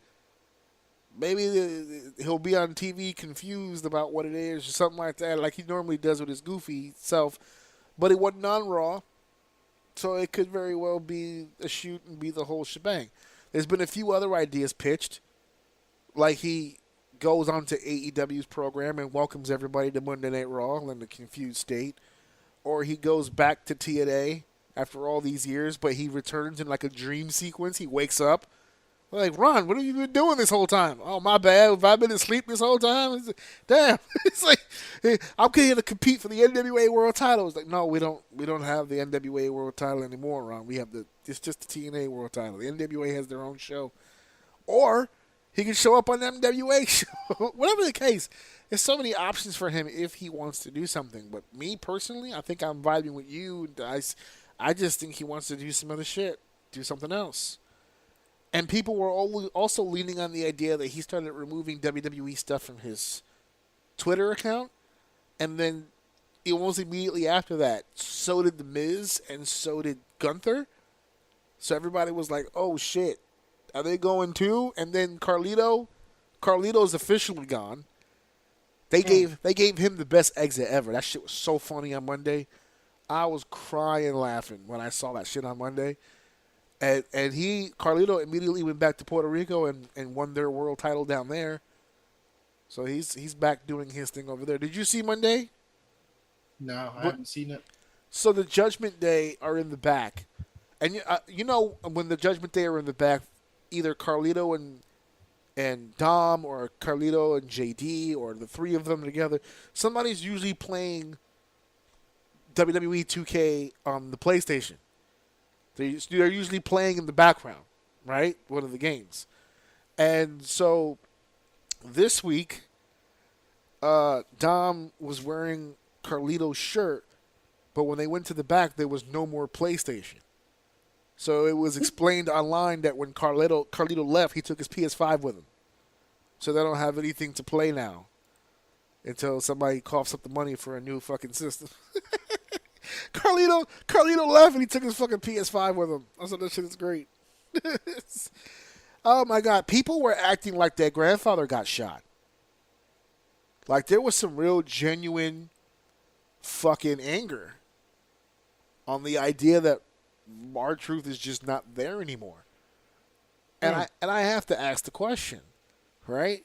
Let's say, because you're saying that it was kind of mutual. I kind of agree with that. Let's say that it wasn't. Let's say that he was released kind of against his will. He didn't really want to leave, but they're kind of making him kind of scenario, right? If not now, at 53 years old, 17 years in the company, when? When are all of you going to be comfortable with him not being here anymore? Never. Short answer, never. Like never. Deadpool to Hugh Jackman till you're 90. That's it. You're just gonna keep fucking doing it over and over and over and over. So yeah, I'm happy for the guy. I really am. I sometimes forget how long he's fucking been here. It's been a long fucking time. He has seen a lot of people fucking come and go. Hey, he's developed a formula where he can do it, or can, if he wants to, can continue to do it, because he's found a way to be entertaining and still work in the ring. Not as much, but when he does work, he works. Yeah. So I don't know if he's just tired. Maybe he's just tired of it. Who knows? Maybe he doesn't have fun with the gimmick anymore, but he's not like gonna ruin it, let it go out the way that it does. Who knows? We'll see what happens. I feel like he'll come back eventually. We'll see. You know, if he went to TNA, they have the working relationship. He could not miss a single Raw, and just somebody else is paying the contract. That's it. Yeah. That's it. We'll have to see. And they can still do it. They can still put him on or whatever, and he can still do his thing. And that would be it. You know? But yeah, there's a lot of people. Here it is right here. I got it in front of me. The tweet from Ron Killings, at Ron Killings on X, formerly known as Twitter, which is an even longer name than just Twitter. I'm sorry to inform you all, I just got released from WWE. I want to thank WWE for the ride, but mostly I want to thank each and every one of you who was along for the ride. Thank you for all the love, support, and appreciation you've given me over the years. Thank you. Which, again, I think that's a bad choice of words from Ron, because that's the choice, that's the word that everyone's hanging on, released. Because his contract is coming up. People are acting like he was terminated with years left on the deal. Like, he was already kind of 1 foot out the door already. It wasn't like they fucking fired him on his wedding day or on Christmas morning. People just gotta fucking relax, dude. And then there was word going around, well, now that Truth is gone, the locker room feels some type of way. Like, nobody's safe. Anybody can go. Good! You know, for a lot of my life, being in the WWE 10 years was a really hard thing to do. I remember when they made a big deal out of it when Taker did it. The Decade of Destruction in 2000. He was like, yeah, 10 years. They had like a whole episode wrapped around the fact that he was there for 10 years. That shit felt like forever. No one did that. No one was in the WWE for 10 years. Now everybody who's in the WWE has been there for fucking 10 years. They just celebrated 10 years of Finn Balor. The New Day has been in the fucking WWE for fucking forever. Kofi Kingston is on his 20th year, for God's. Kofi fucking Kingston has been in WWE for 20 fucking years. Kofi Kingston. Yeah, I'm letting that one hang. Think about that for a goddamn second. Kofi They know how to take care of their fucking talent now. Kingston. Meanwhile, we have a strong wave of some young talent about the influx on the main roster. I know people are not going to want to hear this, but we got a few other old heads on the fucking roster. I'm not saying fire everybody. I'm just saying keep a tally, right? AJ Styles is already telling everybody, I'm done in like a year or two, guys. He's telling you. He's not wrestling in his 50s, and he's 48. So he's telling you guys ahead of time. Y'all was surprised by Ron, but AJ's telling you he's out. I know sometimes it's hard to put into your head, but like, remember when Rollins and Reigns were the young guys? They're the old guys now. They're old. Seth Rollins has back and knee issues from years of beating himself into the fucking concrete. Roman Reigns is already looking to Hollywood. That's a done deal. We're out here talking about Street Fighter now. Like, there's options on the table. Motherfuckers is looking for other things to do right now because they're the old heads now. That's why Seth Rollins is leading a group of young talent. This has got evolution written all over it. That's why they're doing it this way. A lot of this, The Miz, everyone started panicking. Oh, my God, they're not going to get rid of The Miz. What if they did? What if they did? What happens to the company? Nothing. We move forward. We push some other people. There's a lot of spaces being taken up. I think that's unfair. I think that's unfair with The Miz because out of all those people you named, no one works with the younger talent more than The Miz. Fair. You are correct. For a while now, it's kind of been the process. When you get called up, for whatever reason, you start working with The Miz. You're working with The Miz. Almost immediately. Right, yeah. Yeah. But you know what happens when that call-up happens? They beat The Miz over and over and over like a fucking Indian drum. How many more of those overs can he give where it means anything? Aleister Black just came back out of nowhere. He beat The Miz. Does anyone give a shit that he beat The Miz? There's only but so many times that you can do that before you lose your steam. He's lost his steam. He's been around for so long. If he wins, it doesn't even matter anymore. Does anybody even remember that he just won the WWE Championship like 2 years ago? Or 3 years ago? When was it that he beat Lashley? I can't remember now. I know it was after the pandemic. He won the WWE Championship. No one gave a fuck. So it's diminishing returns. It's the problem with longevity. When you have longevity, you need to be able to evolve and freshen things up. Miz has been the Miz for 20 years. He hasn't really evolved that character at all. He hasn't done anything new with it. He hasn't changed it up at all. He's either been a babyface version of that character or a heel version of that character. He's never really changed it up. Well, listen, I'm with you, but at the end of the day, like, my argument goes the opposite direction. If you're gonna fucking do that, you need to start getting rid of the Charlottes and the Baileys and if you want to talk about the people we're talking about are working mid card. Right. I don't think there's a problem working mid card. Mid card is a very important place to work. Yeah. But when you're suffocating the top, that to me is more of a problem. That if people don't want to see you win, not because you're a heel, but because they're obviously fucking sick of you. To me, that's more of a problem than a Miz who's trying to work with talent. That's where I stand with it. So I don't disagree with you. If you're gonna trim the fat, that's fine. They've been here for 20 years. You mean, are we really getting a push out of you anymore? That's fine. Get rid of the fucking Charlottes.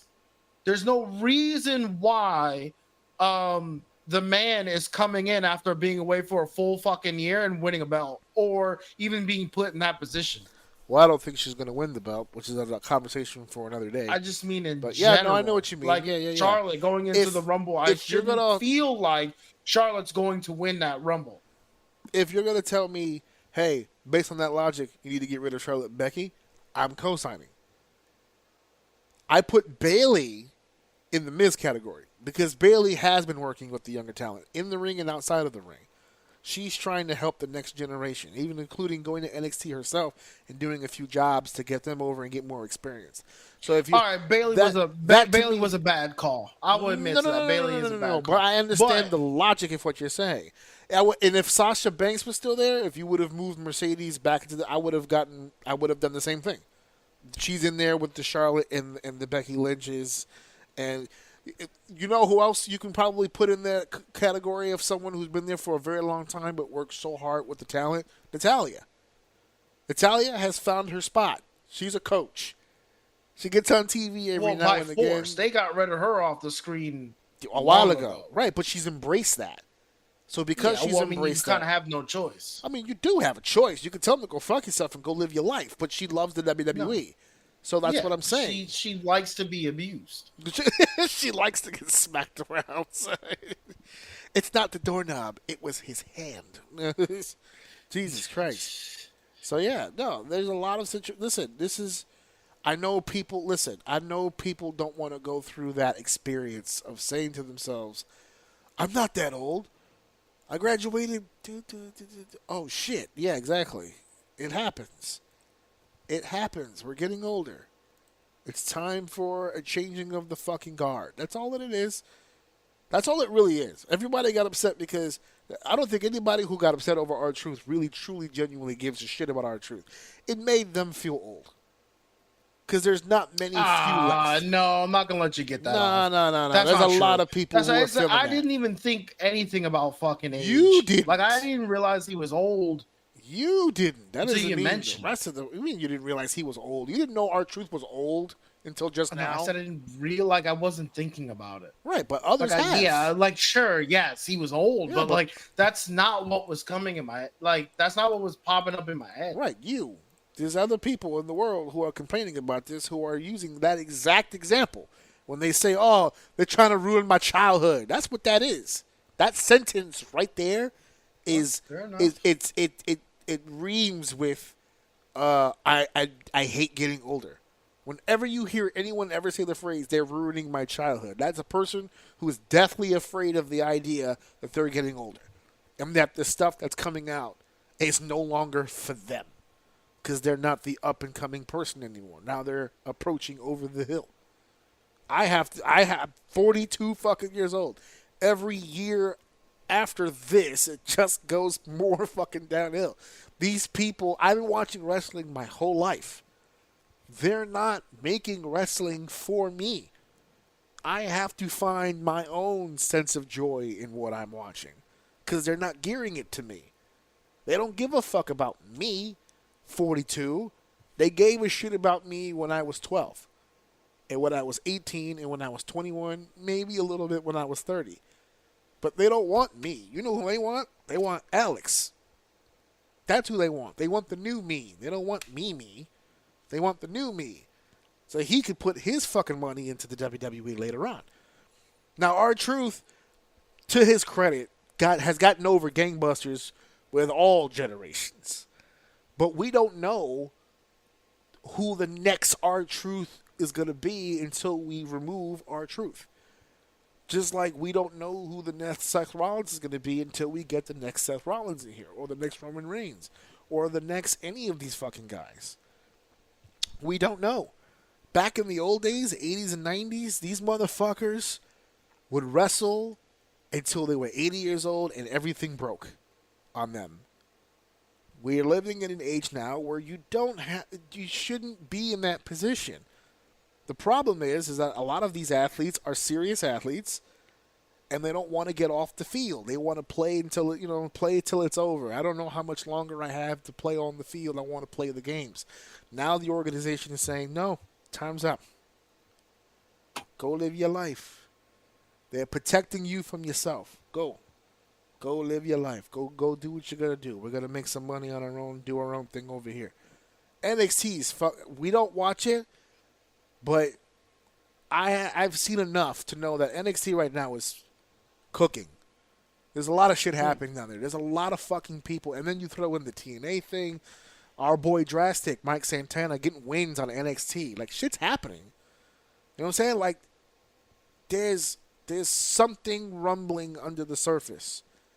There's a lot of conversation right now in the internet wrestling community that you know how they always consider the Attitude Era like a boom period, where like things like really got hot and popular for a while before it kind of regulated again. Mm-hmm. There's a smell in the air of this wave that's coming. There's such an influx of new faces and talents and all kinds of things that it's got people really, really excited. So you're either going to swerve into it, like Seth Rollins is right now, or you turn into, the guys on the sideline. It's one or the other. I love R-Truth. I personally would have never cut him just based on what he can do for my locker room alone. But I don't know what his salary is. I don't know if I want to pay a guy 6 figures a year to be a good locker room guy. I'm thinking maybe I'll get another good locker room guy for half the price. I mean, I know that sounds rough, but that's what business is. Unfortunately. Yeah. So it is what it is. Business. It's business. All right, it is time, ladies and gentlemen. Buckle up, because it is time for our main event. It is now time for our main event. It is indeed time for us to sit down once again. And I'm going to pull it up for Dave so we can watch together. Oh, I don't have it in the spot that I'm supposed to have it. Let me pull it back. Hey. A little further. Hold on a second. 5 seconds? Boop. Perfect. Here we go.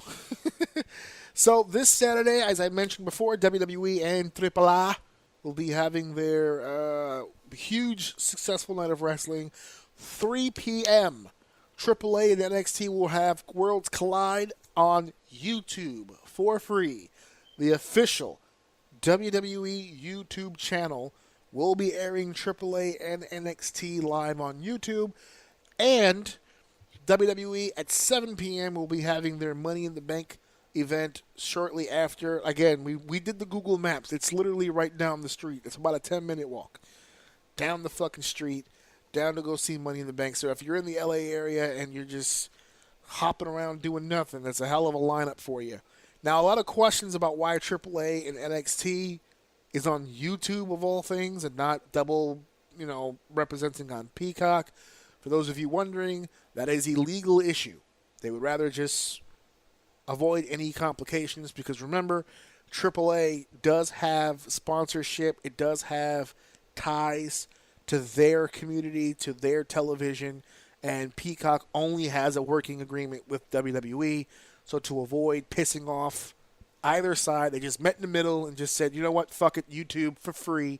Come on down, check it out. Let's get the views going. So that's what they're doing with that event. WWE's Money in the Bank will be on Peacock, 7 p.m., so you guys can check that out as well. I will be checking out both events this Saturday. I can't fucking wait. Could be cool. But before we get to this Saturday, I thought it would be awesome for us to sit back real quick, you and me, and get an idea of what this is going to look like by chiming in and watching some old school wrestling. We're taking you back, time machine, all the way back to 1994. Los Angeles, California, the Los Angeles Memorial Sports Arena, oddly enough, the same city that they'll be in this Saturday. They held this event. It's the one-time event. It's only happened once. And it happened with AAA. The colliding of worlds was basically AAA, WCW, and a few ECW talents. The match that we are watching today is a tag team match. 2 out of 3 falls. Lucha de apuesta. See, my Spanish is fucked up. Apuestas? Yes, Lucha de apuestas. It is double mask versus double hair. Octagon and El Hijo de Santo will go against La Pareja del Terra, which is the Love Machine. I wrote it down. His name was Art Barr. But hold on one second.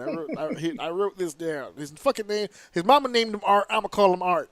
But on the fucking program, they referred to less. I said it right. Love Machine. Eddy Guerrero and Art Barr. In this match, they are the AAA Tag Team Champions, but those titles are not on the line. Remember, we're talking about a Mexican-based company. And if there's one thing more important than championships, it's the masks. So Octagon and El Hijo de Santo will be putting their masks on the line against Art Barr and Eddy Guerrero's hair. 2 out of 3 falls. This was regarded as one of the best matches in AAA history, let alone on this one event. So before, when we watched the Cena-Orton match, my brother was not very impressed. So we're hoping today to bring him a higher quality of performance today. So Dave, can you see the screen? Yeah. For copyright purposes, I will once again have the event muted because I did not get a chance to sit down and figure out how me and Dave can hear the commentary. So we'll wait for another day for that. But it is muted. We will provide the audio for you. The video I am watching is on YouTube. So all of you will have a chance not only to see this tag match, but the whole event is on YouTube. The uploader, his name is Eric G. He simply has it listed as AAA-When Worlds Collides. 2 hours, 40 minutes, 51 seconds is the length of the entire video.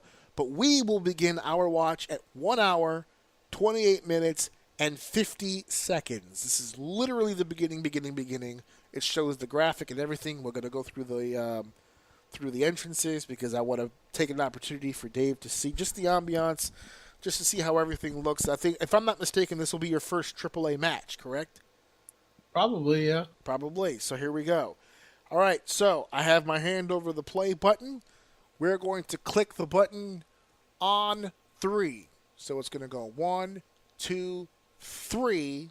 On 3, we're going to click the button, and you guys at home can click the button, and then we will all be watching at the same exact time. Dave, are you ready?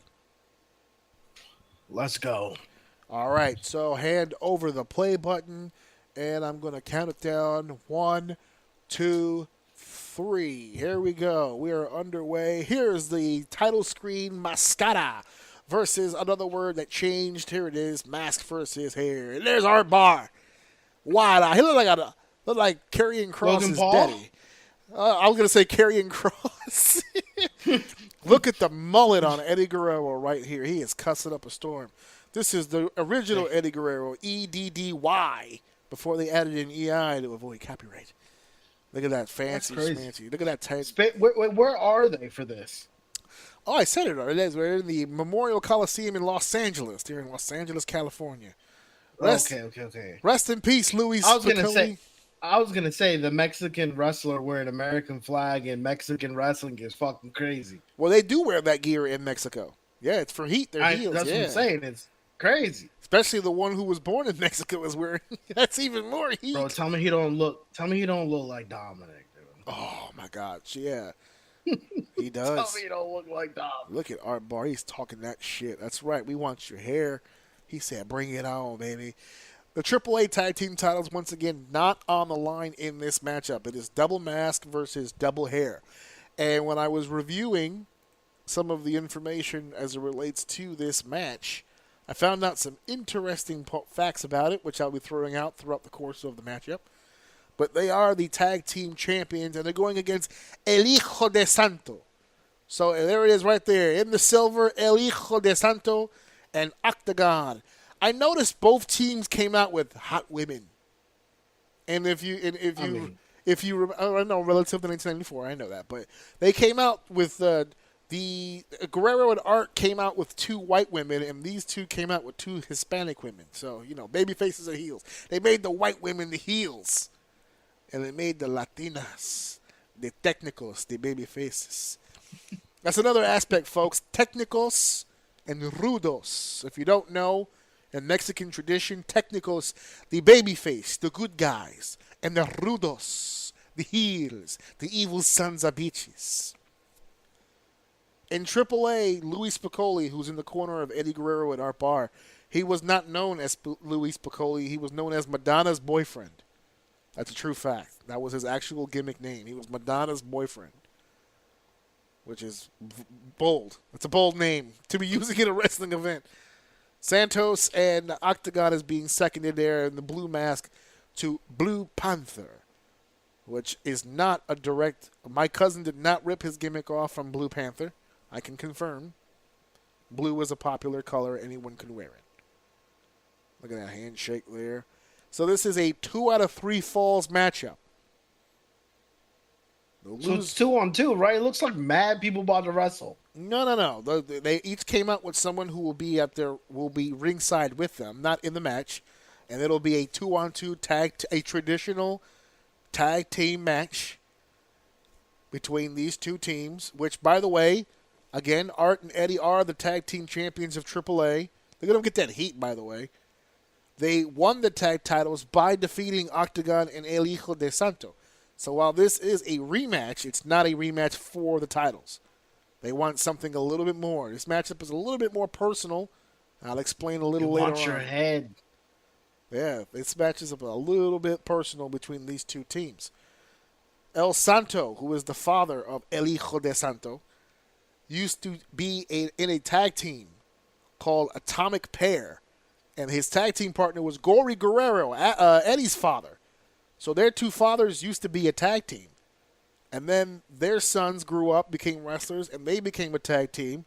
But jealousy ensued because Eddie always felt like his dad was the true star. And that's why they're out there getting heat. Look at them out there getting heat, baby. They get warmed up. Oh, I thought Santo was going to dive. They're like, oh, shit. No taunt is safe. Anyway, yeah, Guerrero and El Santo, their fathers were a team. They were a team. Some jealousy split them up. Eddie felt Gory was the true star of the team, and that he also felt like he was being overshadowed, so he got the fuck out of there. And now he's the tag team champions with Art Barr. Look at them work this crowd, bro. It's like nonstop. The fuck out of this. The crowd better be into this right now. Look, there we go. They're fired up, bro. I was about to say, because they are spending a lot of time haunting the crowd. There we go. And I just spoke about Santos and Eddie's history. We're starting off one-on-one. Everybody remembers Eddy Guerrero as a great ring technician. But he was a great ring technician as he got older and as he got bigger. Because that's the style that he needed to do. This is, he's a great technician here, of course, but this is also Lucha Eddie. You're going to see some weird shit here. Look at that. More of that mat technician here. Body to body. People forget, pinfalls are moves too. Expends the energy. That referee right there is wearing fucking suspenders, and it's amazing. With that power. There you go. Northern Lights, a little bit of a throw. Look at that. Wrist, look at that technical ability. Fucking wrist lock applied. Bam. Countered by Santo. And he's going low. Look at that momentum. Shifting. Weight. Up. Nip. Slap. Mexican takedown. Into the body to body. Lateral press. Into a snapmare and take a breath. Here we go. Wrestling. Right here. See, now that's when you're supposed to put someone in a headlock. Just slow I it need down. a second. Yes. Yeah, I need a second after. Oh, old school right here. That's old school, baby. Right out of the ring. Can we bring that back? I want to start bringing that back. Oh, the classic heel. He pulled my hair, ref. You know how many times I've done that, and I've been bald for years. It works every time. They get to laugh every time. He pulled my hair. It's like, wait, what? Art Barr tags in and immediately gets outside the ring, son. A true heel, brother. Like I said, he is working that heat. Here we go. Oh, look, cut out all the bullshit. Handshake, swear to God. I'm the, fuck you. Man, here we go. Push off, drop down, off the ropes. Look at the speed. Look at the speed. Hip lock. Woo. He's a big guy, too. Yeah. Yeah, he is. Here we go. Oh, look. Oh, here we go. And he made fun of him for fucking up. Look at that. Yeah, senton. Ooh, the pool was empty. Here comes fucking I have Octagon's mask in my room, by the way. Little fun fact. Little Orsini fun fact. And I bought it in Mexico, so fuck you. It's legit.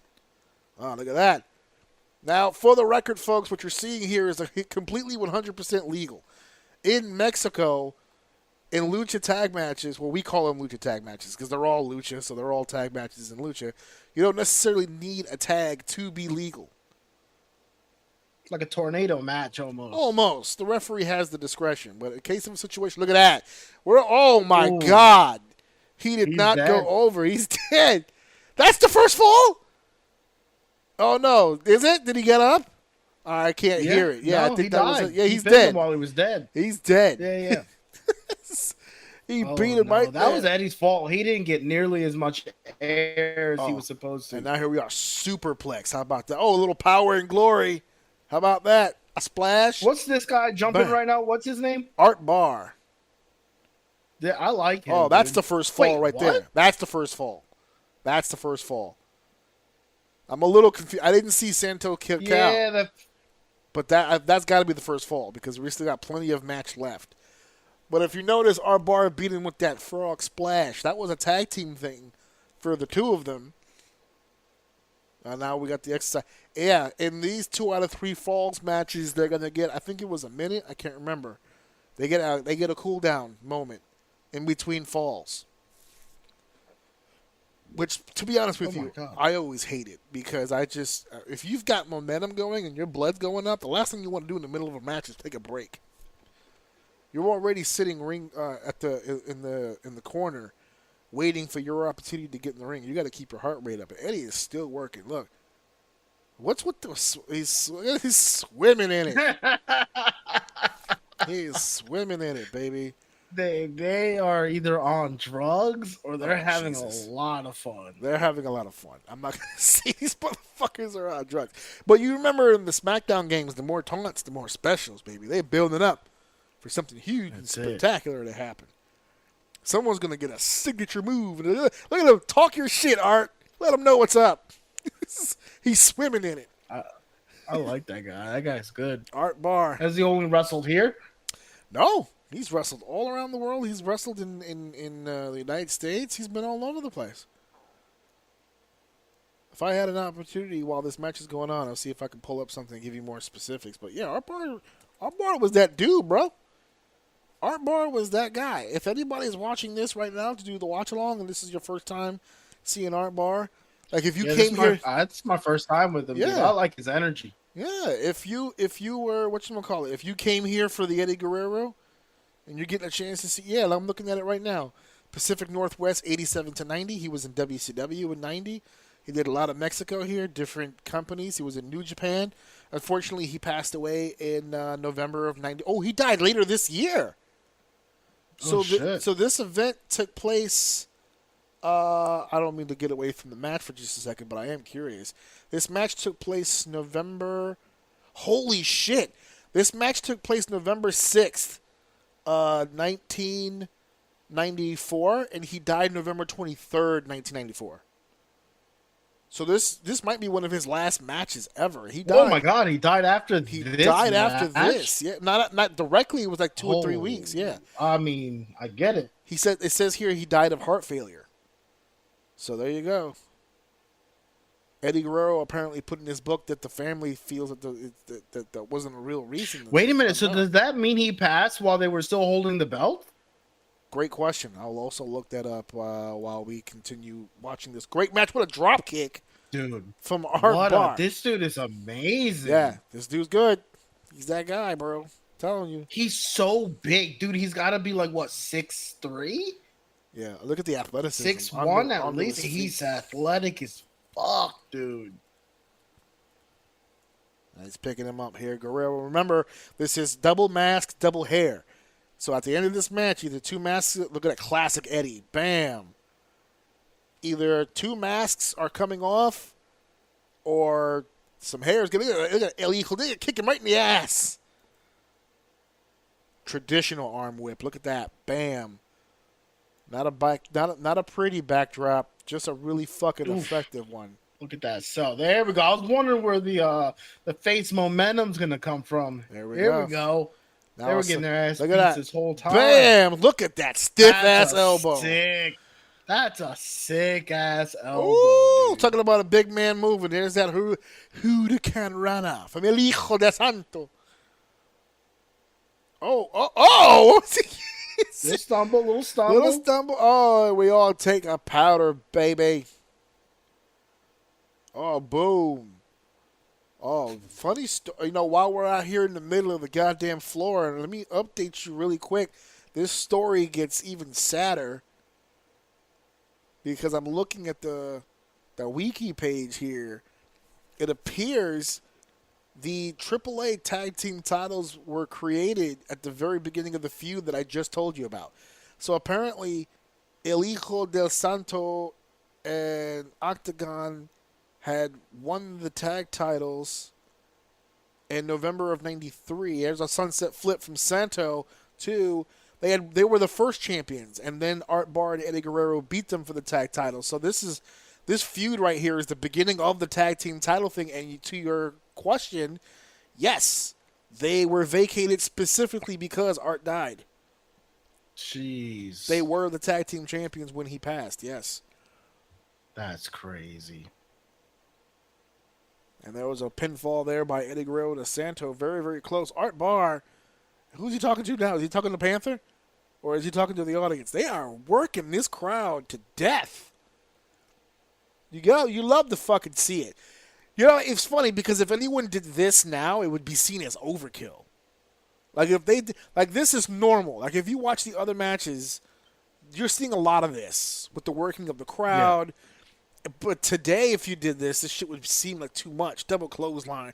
You notice the referee's not in a rush to get anybody out of the ring. He's using his discretion. It's literally up to the referee at this point. There we go, another one. They're gonna do it again. Let's do it one more time. It's face busters, a pair of them. Causes some separation, floop, and over and a hurricane. Oh, a little bit of a hook with that. Oh, he sneaks the second fall. Art is none the wiser.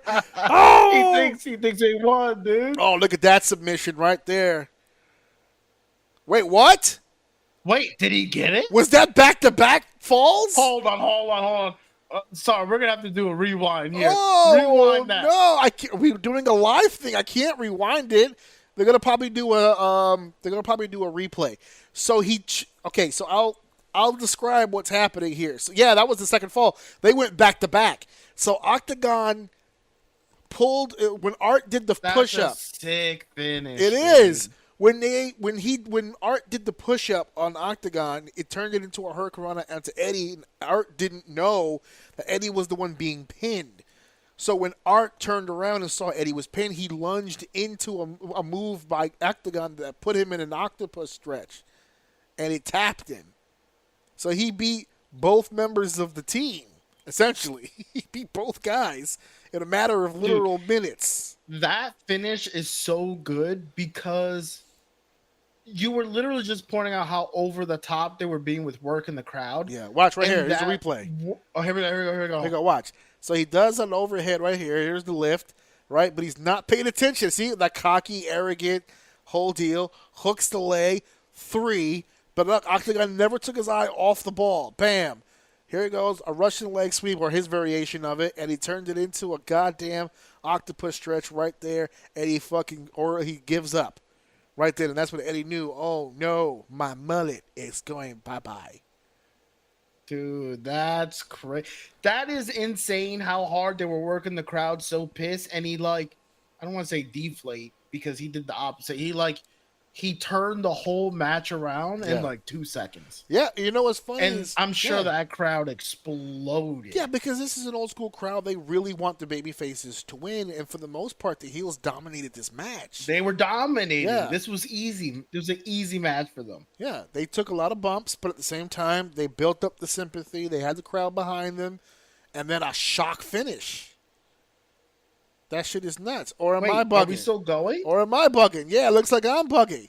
No, wait. So did Eddy kick? Yeah, I'm gonna say, did Eddy? I'm so confused. That's because we don't have the commentary. They would have explained it, but yeah, it looked like Eddy got pinned that first time. So Eddy kicked. So it looks but he like stretched the other guy. Yeah, it looks like Eddy did kick out, and then. Yeah, you go. Yeah, I watched that replay, man. It did not look like it. I saw it twice, and I still feel like it was. Yeah, exactly. No, but this match, look how excited we got at thinking. That's the second time. Remember the first time we thought also that first fall. We thought it was a double pin. We thought it was a double pin then, yeah. They're keeping people on the edge of their fucking seat. Oh, my God. Holy shit, he stiffed the he fuck kicked out of him in the. You know what hurts when he holds his ears. He's trying to keep his brain in his head. He said he just rattled him like cheekly. Yeah, that was like Pez. Here we go. Scoop, and roll. Look at that. Look at bam. Look at that. Stomp. God, Disrespectful. he stomped the shit out of his head. They're really nice, high and tight wrestlers here. There we go. Okay, all right. Surfboard version of a surfboard. Pulling back on the mask. Chill with the mask. Oh wait, Octagon. What is? Why did he just do that casually like that? Oh, what a disrespect! And he just walks off with an attitude. What is with this dude? There we go. Kicks to the gut. More. Oh, I forgot to mention. Now we're starting to see it. I forgot to mention Octagon in the black. For some reason, they said on commentary he's a lawyer by trade, but he's excelled in the world of judo. So there it is. And now we're seeing it. I forgot that in my notes. Excuse me. That was my bad. I'll tell you what, anyone kicks me in the kidneys like that, dude, I'm done. Or liver shot with a liver fucking shot with your feet is crazy. There you go. Oh, I wrote one other thing here on my notes. El Santo means the. Oh my God! What was His kicks that? are so goofy. And then a headbutt. You know how fucking much you gotta hate a dude. I love that cell. Just I love that. Thank you. Just collapse. I love it.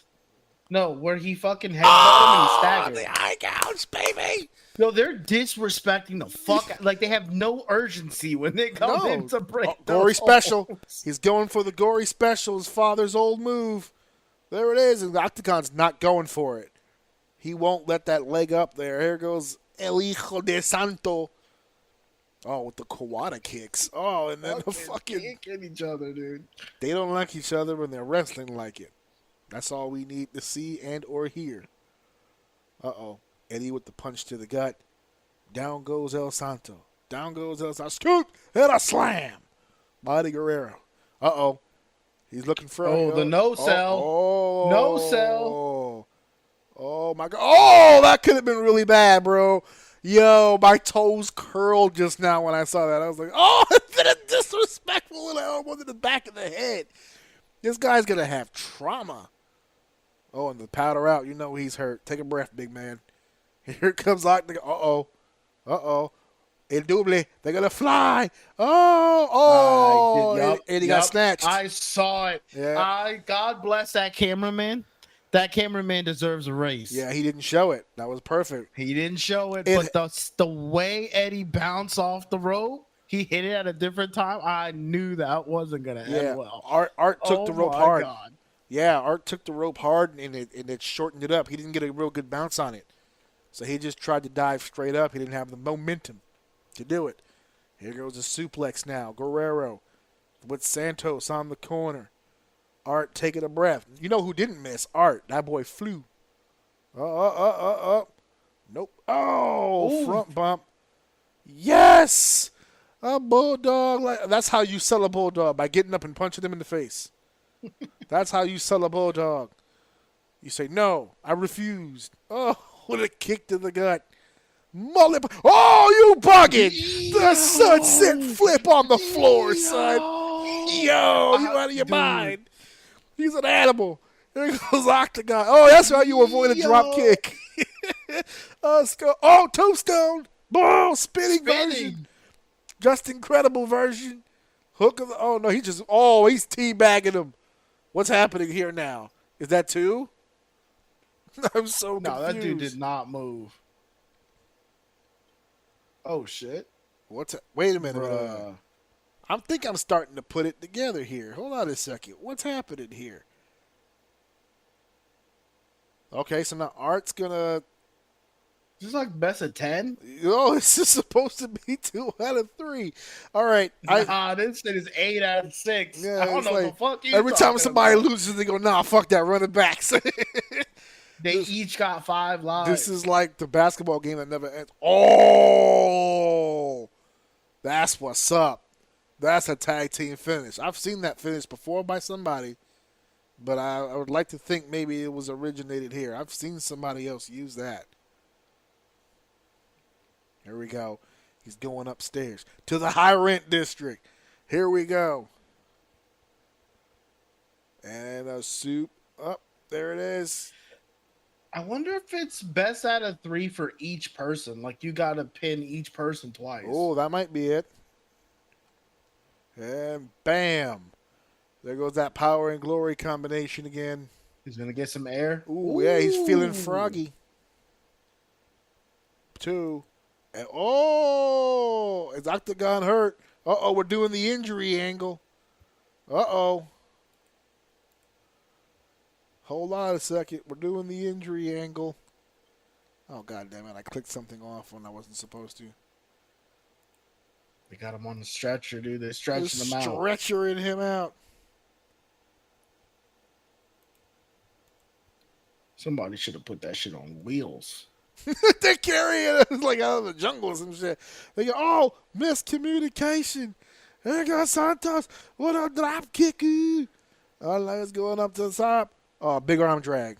Oh, no, a big cross body. Oh! He went outside with it. My man has no fear, son.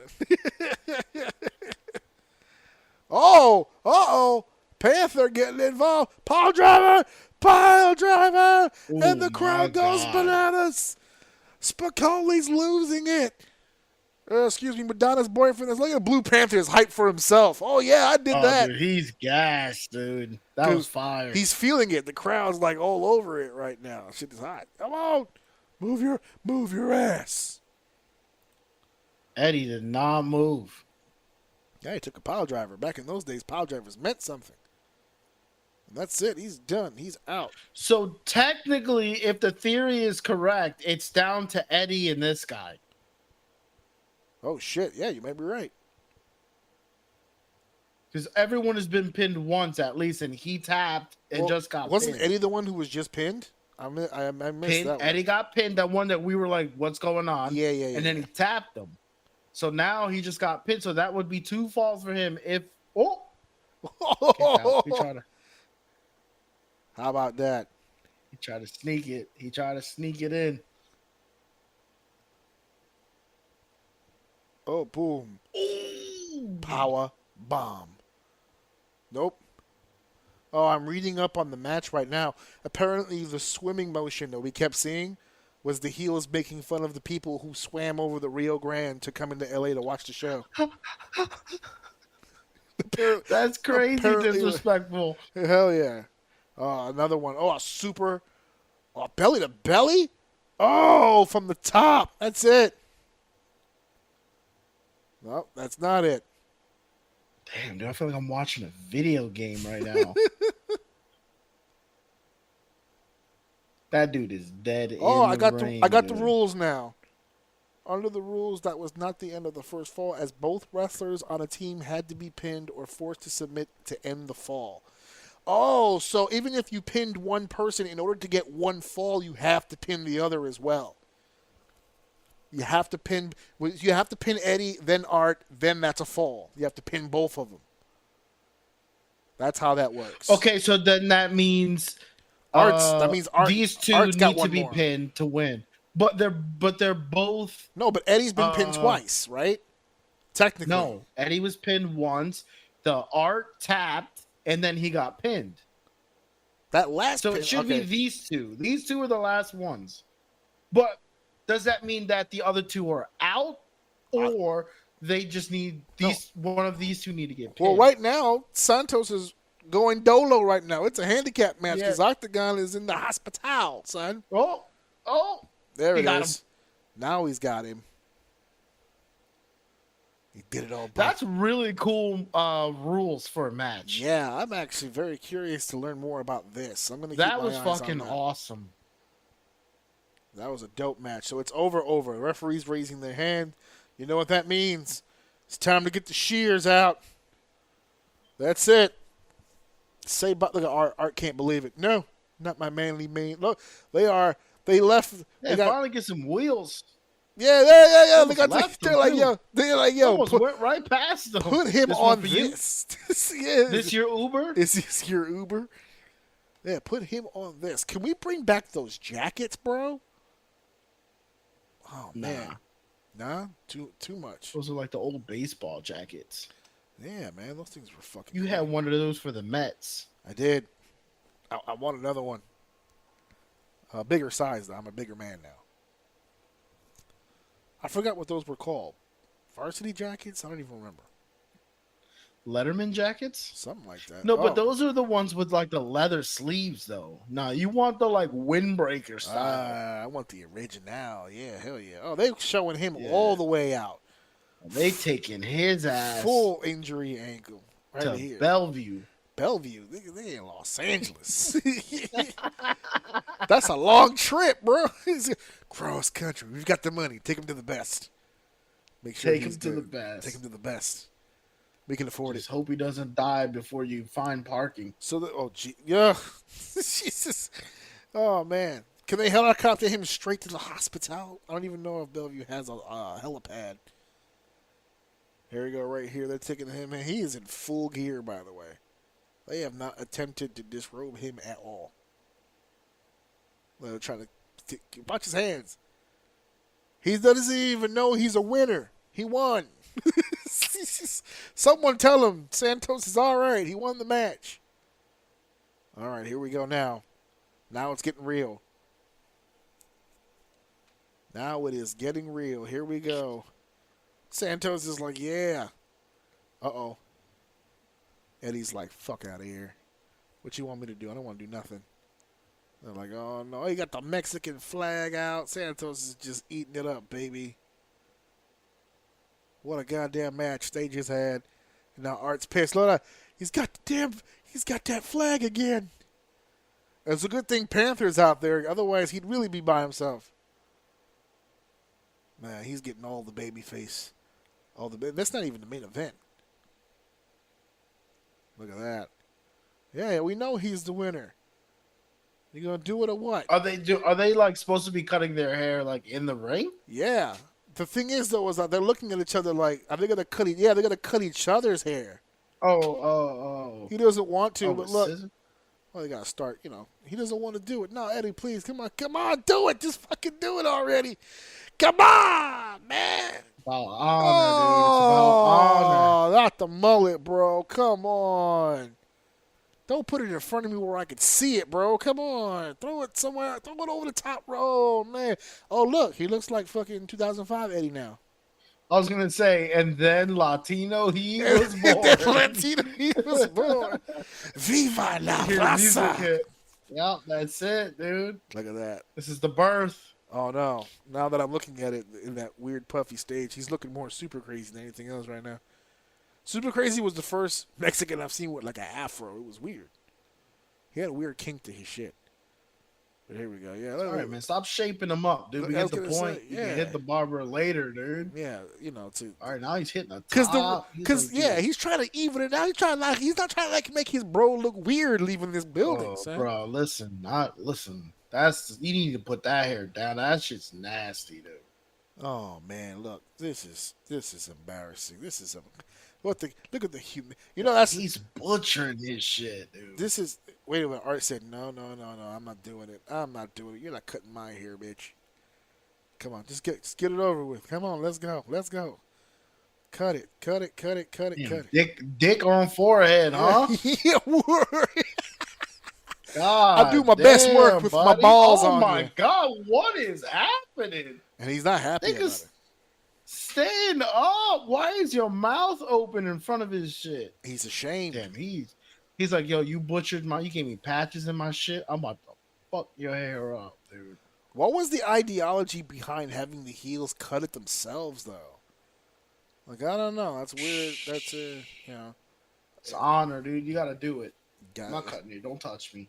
No, if I lose the match and I'm cutting it. Don't touch me. Don't touch me. I don't trust you. Yeah, you me. see what happens when the babyface do it. You see all the times where like shears and shit were involved. Who was it that got scalped? I think somebody accidentally got scalped because they were like holding the fucking clippers upside down.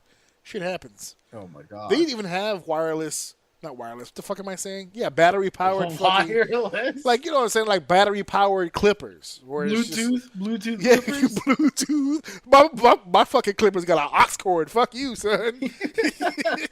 And look at the fucking dishonor. Dishonor on you. Dishonor on your family. Dishonor on your cow. Look, now they mad at each other. Look, we just happened because they beat us. Look, that's what happened.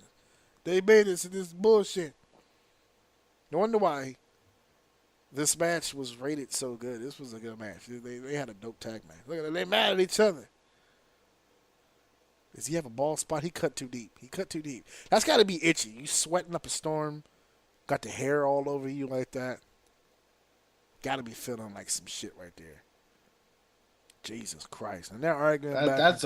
That's a good fucking match, man. There it is. Holy shit. And I'm going to... Wait, is there anything more that I should... Or is it just going to show them walking on? Probably just departing.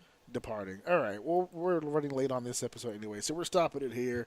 What a dope match. A lot of stuff happened in there. So really quickly, again, for this Saturday 6-man tag team match, Legado del Fantasma, that's Santos Escobar, Angel Umberto against El Hijo de Dr. Wagner Jr., Pagano and Psycho Clown. That's going to be a dope match. This should be the main event, but it's listed as number 2 here, so I'll save it. Ethan Page will defend the NXT North American Championship in a fatal 4-way. It'll be Ethan Page, Javon Evans, Laredo Kid, and Rey Fenix. A tag team match for the women. Stephanie Vacour, Lola Vice against Cheek Tormenta and Dallas. I don't know how to pronounce it. The Latino World Order, Dragon Lee and Cruz del Toro and Lince Dorado will take on Octagon Jr., Aerostar, and Mr. Iguana. And, of course, in the main event for the AAA Mega Championship, El Hijo de Vikingo will defend the title against Chad Gable. Not Americano, it'll be Chad Gable, which is going to be a fire match. Later on, down the street, we have the WWE Money in the Bank pay-per-view. The tag team match of Cody Rhodes and Jey Uso versus John Cena and Logan Paul, which means both world champions will be in a tag match. Lyra Valkyria will defend the Women's Intercontinental Championship against Becky Lynch in a last chance match. If Lynch loses, she can no longer challenge for the title as long as Valkyria is champion. If Valkyria loses, she will be forced to raise Lynch's hand and acknowledge Lynch as the better woman. And we have 2 Money in the Bank ladder matches. By the way, this pay-per-view only has 4 matches on it. The women's Money in the Bank ladder match, Alexa Bliss, Roxanne Perez, Rhea Ripley, Julia, Naomi, and Stephanie Vacour, which in my opinion will be the show-stealing match. And the men's Money in the Bank ladder match, Solo Sikoa, LA Knight, Penta, Seth Rollins, Andrade, and El Grande Americano. So Chad Gable will be in the main event in one building. Will have to quickly shower and get in the car to go down the street to get ready for his other main event, because I'm sure the men's Money in the Bank will be the last match on that card as well. He'll be doing double main event duty in Los Angeles. For everybody out there who thinks that Chad Gable is not out here killing it, go suck a dick. He's in 2 main events on this pay-per-view. 1 year later, man, just when we thought they buried him, this dude is fucking He cooking, refuses man. to die. What a fucking guy. What dude. a fucking professional. This fucking guy. I aspire to be like Chad fucking Gable. Let's let this cook, man, but we got to revisit this Chad Gable talk, dude. Absolutely. They fucked him, but boy, is he on a rocket right now. From Shorty G to main eventer, the story of Chad Gable. I can't wait for that series to come out. It's awesome to see this, dude. Anyway, we're all done, man. We did everything we were supposed to do. I'm going to cut all this stuff up. We're going to have a good time. And listen, we had our watch-along for this show here. I got a lot of stuff on the docket, but I still want to do another live before we get to August. We have to talk about that. Not today, but we'll get a chance. I have a live idea in mind. I just need to work out the kinks. But anyway, thank you for listening. Thank you for downloading. Thank you for sharing. And, of course, ladies and gentlemen, thank you so much for enjoying. This is episode 310. And, good night. Mic drop. Wait a minute. This is too much. Cooking it like a pro. Wrap it up, everybody. Show's over.